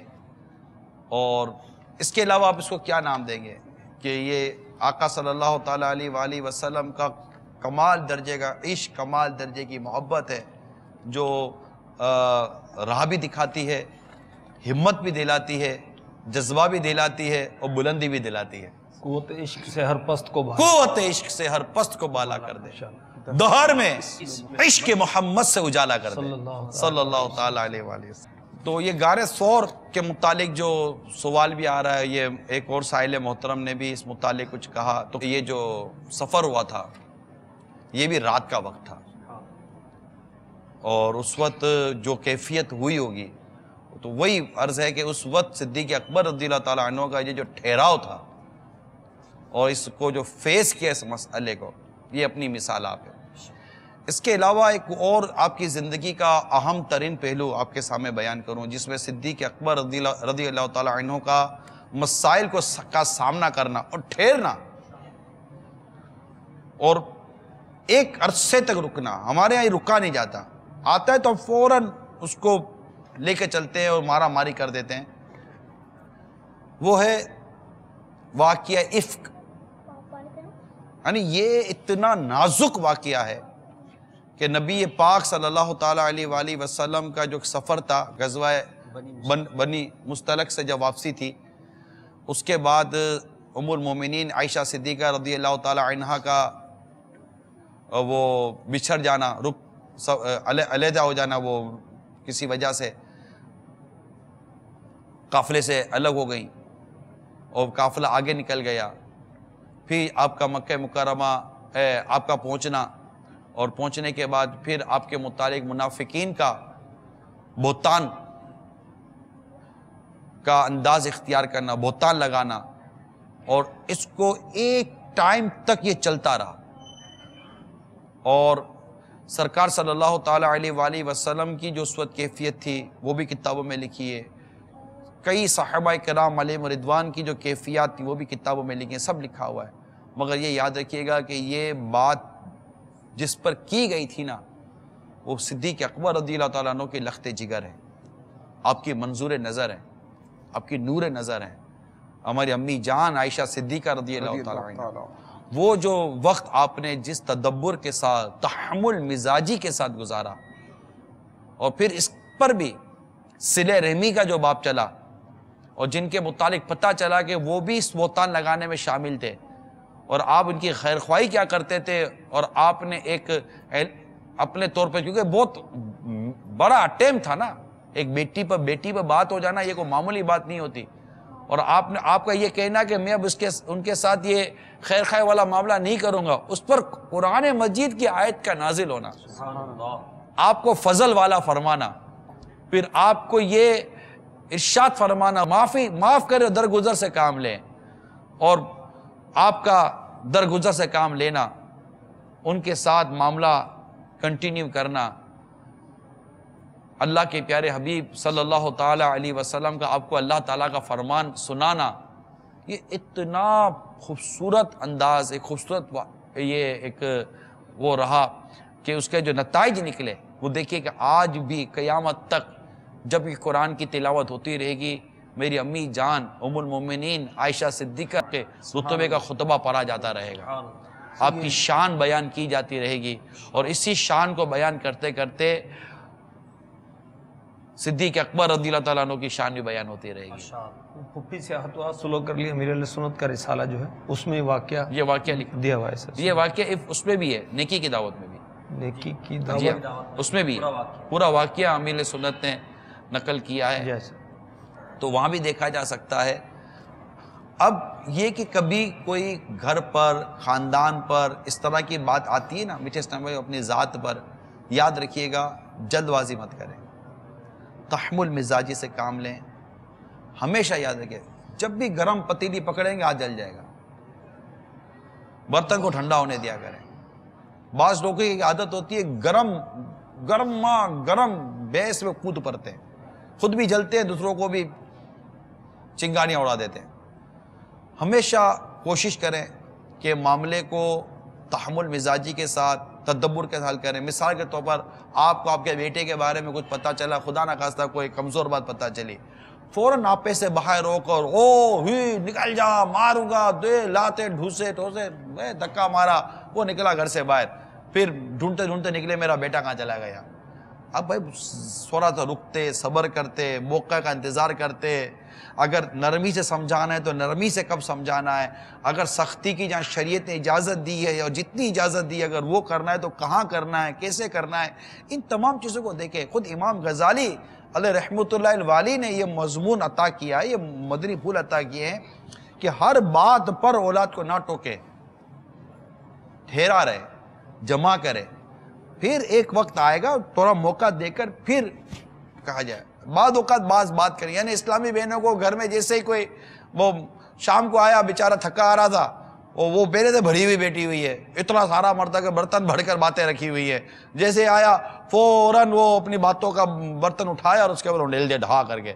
اب وہ تھوڑا رک تو جاؤ, پانی وانی پلاؤ, کو تسلی کا گھونٹ تو لو یار, بیٹھے تو دو اس کو نہ ایسی مارا ماری. حالانکہ وہ کن کا واقعہ, حضرت ام سلمہ رضی اللہ تعالیٰ عنہ کا جو بیٹے کا انتقال ہو گیا, حضرت ابو سلمہ رضی اللہ تعالیٰ عنہ, یار کمال کا واقعہ ہے نا, انہوں نے حکایات میں تفصیل, کمال کا واقعہ ہے. مطلب کہ یہ تو ایسا واقعہ ہے کہ عورت کو مرد صبر دیتا ہے نا, صبر کی باتیں کرتا ہے. یہاں تو ام سلمہ رضی اللہ تعالیٰ عنہ کا واقعہ کمال کا واقعہ ہے کہ ان کا بیٹا انتقال کر گیا, اور جب ابو سلمہ رضی اللہ تعالیٰ عنہ گھر آتے ہیں تو فوراً وہ نہیں کہ یہ ہو گیا, اب ان کا کام ہے ان کو تسلی دی, اطمینان ہوا, جو مطلب کہ بشری تقاضے تھے وہ پورے ہوئے. سب کچھ ہو جانے کے بعد پھر ایک واقعہ, حکایت, مثال کہ اگر پڑوسی کو کوئی عاریتاً چیز کوئی ہو اور وہ واپس لے تو واپس دینے والا کیا بات کرے گا, وہ نہیں دے دینی چاہیے, اس میں کیا مطلب کہ وہ سارے موضوع کر کے کیسی مینٹلی پریپریشن ہو رہی ہے, ذہن سازی ہو رہی ہے. اس کے بعد اپنی اولاد کے انتقال کی اطلاع دینا. یار یہ کمال کی چیز تھی کہ ماں بتا رہی ہے کہ میرے بیٹے کا انتقال ہو گیا, اور باپ کو صبر آ جائے, اتنی تسلی کے ساتھ بات کی جا رہی ہے. ہمیں یار یہ مثال کہاں سے آئے گی؟ تحمل مزاجی, بردباری, صبر, حکمت, تدبر کی ایک خوبصورت مثال, وہ بھی اسلامی بہنوں کے لیے. حضرت جابر رضی اللہ تعالیٰ عنہ کے 2 بیٹوں کا انتقال ہو گیا تھا, تو اب بھی آپ کی زوجہ آپ کو اطلاع نہیں دے رہی. آقا علیہ الصلوۃ والسلام تشریف فرمائے صحابہ کرام کے ساتھ, اطلاع نہیں دے رہی, اور پھر آپ آقا علیہ الصلوۃ والسلام کے پاس وحی آتی ہے کہ ان کے بیٹوں کے ساتھ آپ کھانا, پھر بھی کہہ کہ موجود نہیں ہے, وہی آئی ہے جی ہاں, پھر بھی موجود نہیں ہے. اور پھر جب بہت زیادہ اصرار کیا جاتا تو پھر وہ جا کر حقیقت بتاتی کہ یوں ہی ہو گیا ہے. یہ سب اس کے اندر یہ واقعات تو ہیں, لیکن بات یہ ہے نا کہ صبر کرنے کا, فوری رد عمل ظاہر نہ کرنے کا ذہن یوں نہیں بنتا کہ اگر میرے گھر کے اندر کوئی معاملہ ہو گیا اور میں نے اس پہ صبر اختیار کیا تو اب جو ہے نا وہ معاشرے کے افراد کہیں گے کیسا آدمی ہے, گھر کے اندر یہ ہو گیا اور ابھی تک یہ سوچنے میں لگا ہوا ہے. اسی طرح کے جو دیگر معاملات ہوتے ہیں خاندانی اعتبار سے, اب اس کے اندر کیا ہے کہ اگر بندہ صبر کرتا ہے تو باتیں سننے کو ملتی ہیں, اور اگر نہیں کرتا تو اس کے غلط نتائج سامنے آتے ہیں. باہر والے کو کیا پڑی ہوئی ہے کسی کے گھر میں تانگ جھانک کر کے اس پر تبصرہ کرنے کی؟ پہلی بات, ہمیں ایسا ماحول رکھنے کی ضرورت کیا ہے کہ ہمارے گھر کی باتیں باہر ہوں. دوسری بات, اگر کوئی باہر سے بات آئی ہے تو کس حکمت عملی کے ساتھ طے کرنا ہے, یہ گھر والے کا کام ہے کہ وہ سوچے سمجھے. باہر والے کا کام ہے کہ وہ اپنے حسن ظن پر اس کو قائم رکھے اور تبصرہ نہ کرے. پھر ہم جو کچھ کہہ رہے ہیں یہ ہر بات ہر جگہ پر فکس ہو, منطبق ہو, لاگو ہو, یہ ضروری نہیں ہوتا. بعض چیزیں ایسی ہوتی ہیں جن میں واقعی ریپڈلی ڈیسیجن لینا ہوتا ہے. صدیق اکبر رضی اللہ عنہ کا منکرین زکوٰۃ کے بارے میں جو ڈیسیجن لیا وہ ریپڈلی ڈیسیجن, بہت فوری ڈیسیجن تھا کہ نہیں ان کے بارے میں یہی ہے. اور دیگر صحابہ کرام علیہ رضوان اس وقت ان کا شرح صدر نہیں ہو پا رہا, مگر آپ ڈٹے ہوئے بھائی یہی ہے, ان کا یہی نتیجہ ہے کہ ان کے ساتھ جہاد کیا جائے گا. کیونکہ وہ ایک اسلام میں جو چیز فرض تھی اس فرض سے وہ مطلب کہ مزاج اب کیسا نہیں تھا، بہت تحمل مزاج تھا، مگر یہ آپ کی دور اندیشی تھی نا، ماحول ایسا بن گیا دور اگر اس کو یہاں نہ دبایا گیا جی تو یہ تو پھیلتے پھیلتے کہاں تک چلا جائے گا. تو دیکھیں یہی چیز ہوتی ہے کہ حکیم کا کام ہے کہ کس وقت کس زخم پر کون سی دوائی لگانی ہے. سبحان بعض اوقات زخم کو ٹھنڈا کرنے کے لیے دوائی لگائی جائے گی اور ٹھنڈک ملے گی آپ کو، اور بعض اوقات ایسی دوائی لگائے گی چیخ نکل جائے گی. وہ زخم کو درست وہ حکیم جانتا ہے کہ کون سی دوائی لگانی ہے. تو اتنی حکمت تو مطلب آنی چاہیے. باپ کو بھی نہ آئے گی تو پھر کس کو آئے گی؟ ہمارے یہاں مصیبت یہ ہے کہ باپ کو پتہ نہیں اولاد کی تربیت کیسے کرنی ہے، شوہر کو پتہ نہیں کہ بیوی کا مزاج کیسے سنبھالنا ہے، بیوی کو پتہ نہیں کہ شوہر کے ساتھ کیسا چلنا ہے. یہاں تو بس وہ چل رہی ہے گاڑی، ہاں چل رہی ہے، پھر ٹوٹ پھوٹ ہو رہی ہے، ماں باپ الگ ہو رہے ہیں، طلاقیں ہو رہی ہے، تو خلا ہو رہے ہیں، تو یہ ہو رہا ہے وہ ہو رہا ہے، تباہی آ رہی ہے. علم نہیں ہے، معلومات نہیں ہے، ضبط نہیں ہے، صبر نہیں ہے. تو جب تک کہ تحمل مزاجی کی عادت ہمیں پیدا نہیں ہوگی، ضبط اور صبر کی عادت پیدا نہیں ہوگی، معاملہ فہمی کی عادت تو یہ جو میں عرض کر رہا تھا ایک اور بات آپ کو، وہ یہ کہ اگر کوئی بات کرنی ہے نا رک جائیے. الحمدللہ الحمدللہ الحمدللہ امیر علیہ سنت کو میں نے اس معاملے میں بہت ہی زبردست طریقے سے دیکھا ہے.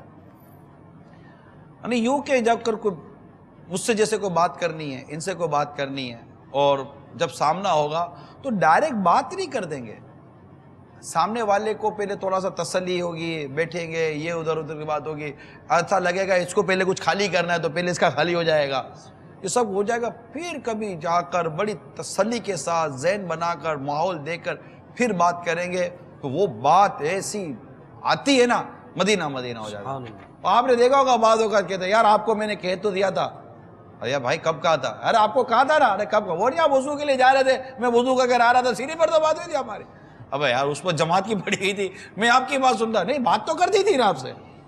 وہ نہیں وہ جو آپ وہ کھانا کھا رہے تھے تو میں چلتے تھے آپ کو بول دیا بھائی یہ کر لیجئے گا، آپ نے بھی تو ہوں کہا تھا. ارے یار وہ کہاں ہوں یاد ہوگا. اب ہم اسی طرح مطلب کہ ایک دوسرے کو بات کہتے سنتے رہتے، پھر ایک دوسرے کے اوپر چسپا کر دیتے کہ یار وہ میں نے آپ سے بات کی تو تھی، وعدہ خلافی کر دی آپ نے. ہاں آپ کو کہا تو تھا. تو اب اگر آپ کی بات واقعی اہم ہے، آپ کی بات واقعی اہم ہے تو غیر اہم موقع پر کیوں کرتے ہو؟ اہم بات اہم وقت میں اہمیت دلا کر کی جاتی ہے، یوں نہیں اٹھا کر ڈال دی جاتی تاکہ بات کی اہمیت ہی نہ رہے.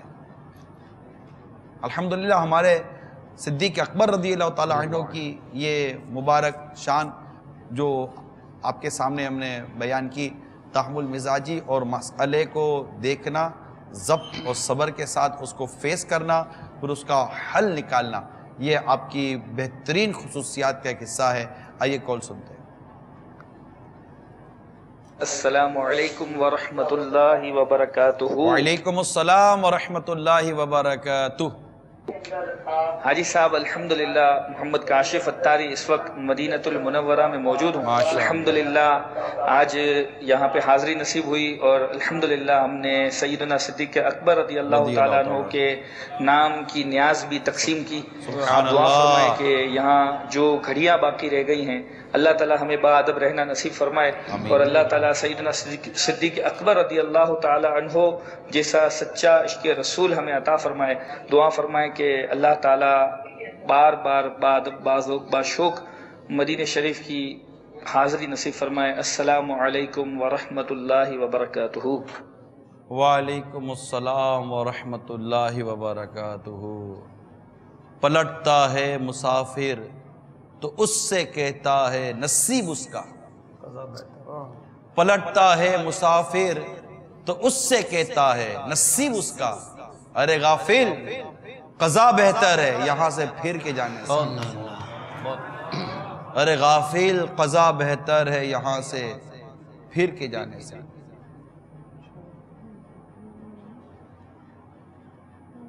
میں مدینے سے کیا آ گیا ہوں، زندگی جیسے بجھ سی گئی ہے،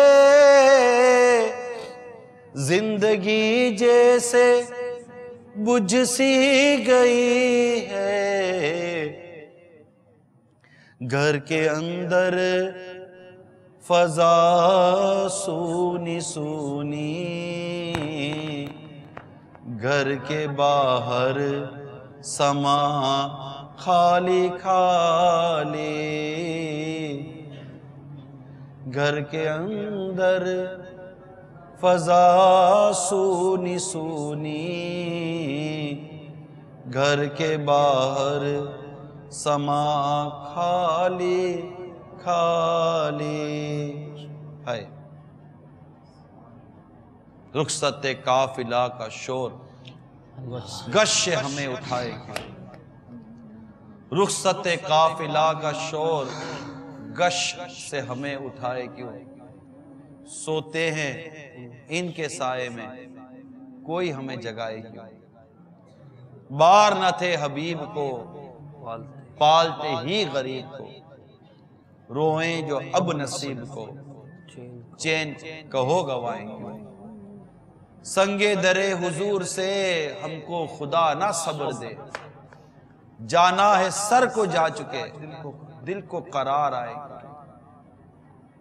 ہے تو رضا نرا ستم جرم پہ گھر نہ جائیں ہم، کوئی بجائے سوز غم ساز طرب بجائے ہے۔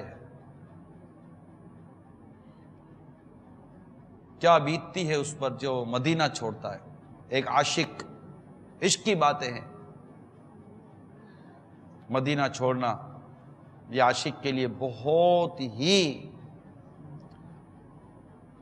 عجیب سی گھڑی ہوتی ہے۔ اللہ بار بار مدینے کی بات اب حاضری عطا فرمائے، اور جب ہمارا آخری وقت ہو تو مدینے میں ہی حاضری ہو، آقا کے قدموں میں حاضری ہو، آقا کے جلوے ہوں، گنبد خضرا کا سایہ ہو، زبان پر کلمہ درود و سلام ہو، اور ہماری روح آقا کے قدموں پہ قربان ہو جائے، آمین، جنت البقیع میں مدفن نصیب ہو جائے، اور جنت الفردوس میں پیارے آقا کا جنت میں پروت نصیب ہو جائے۔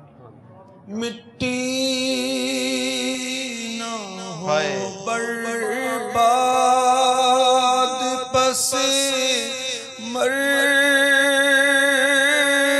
الہی،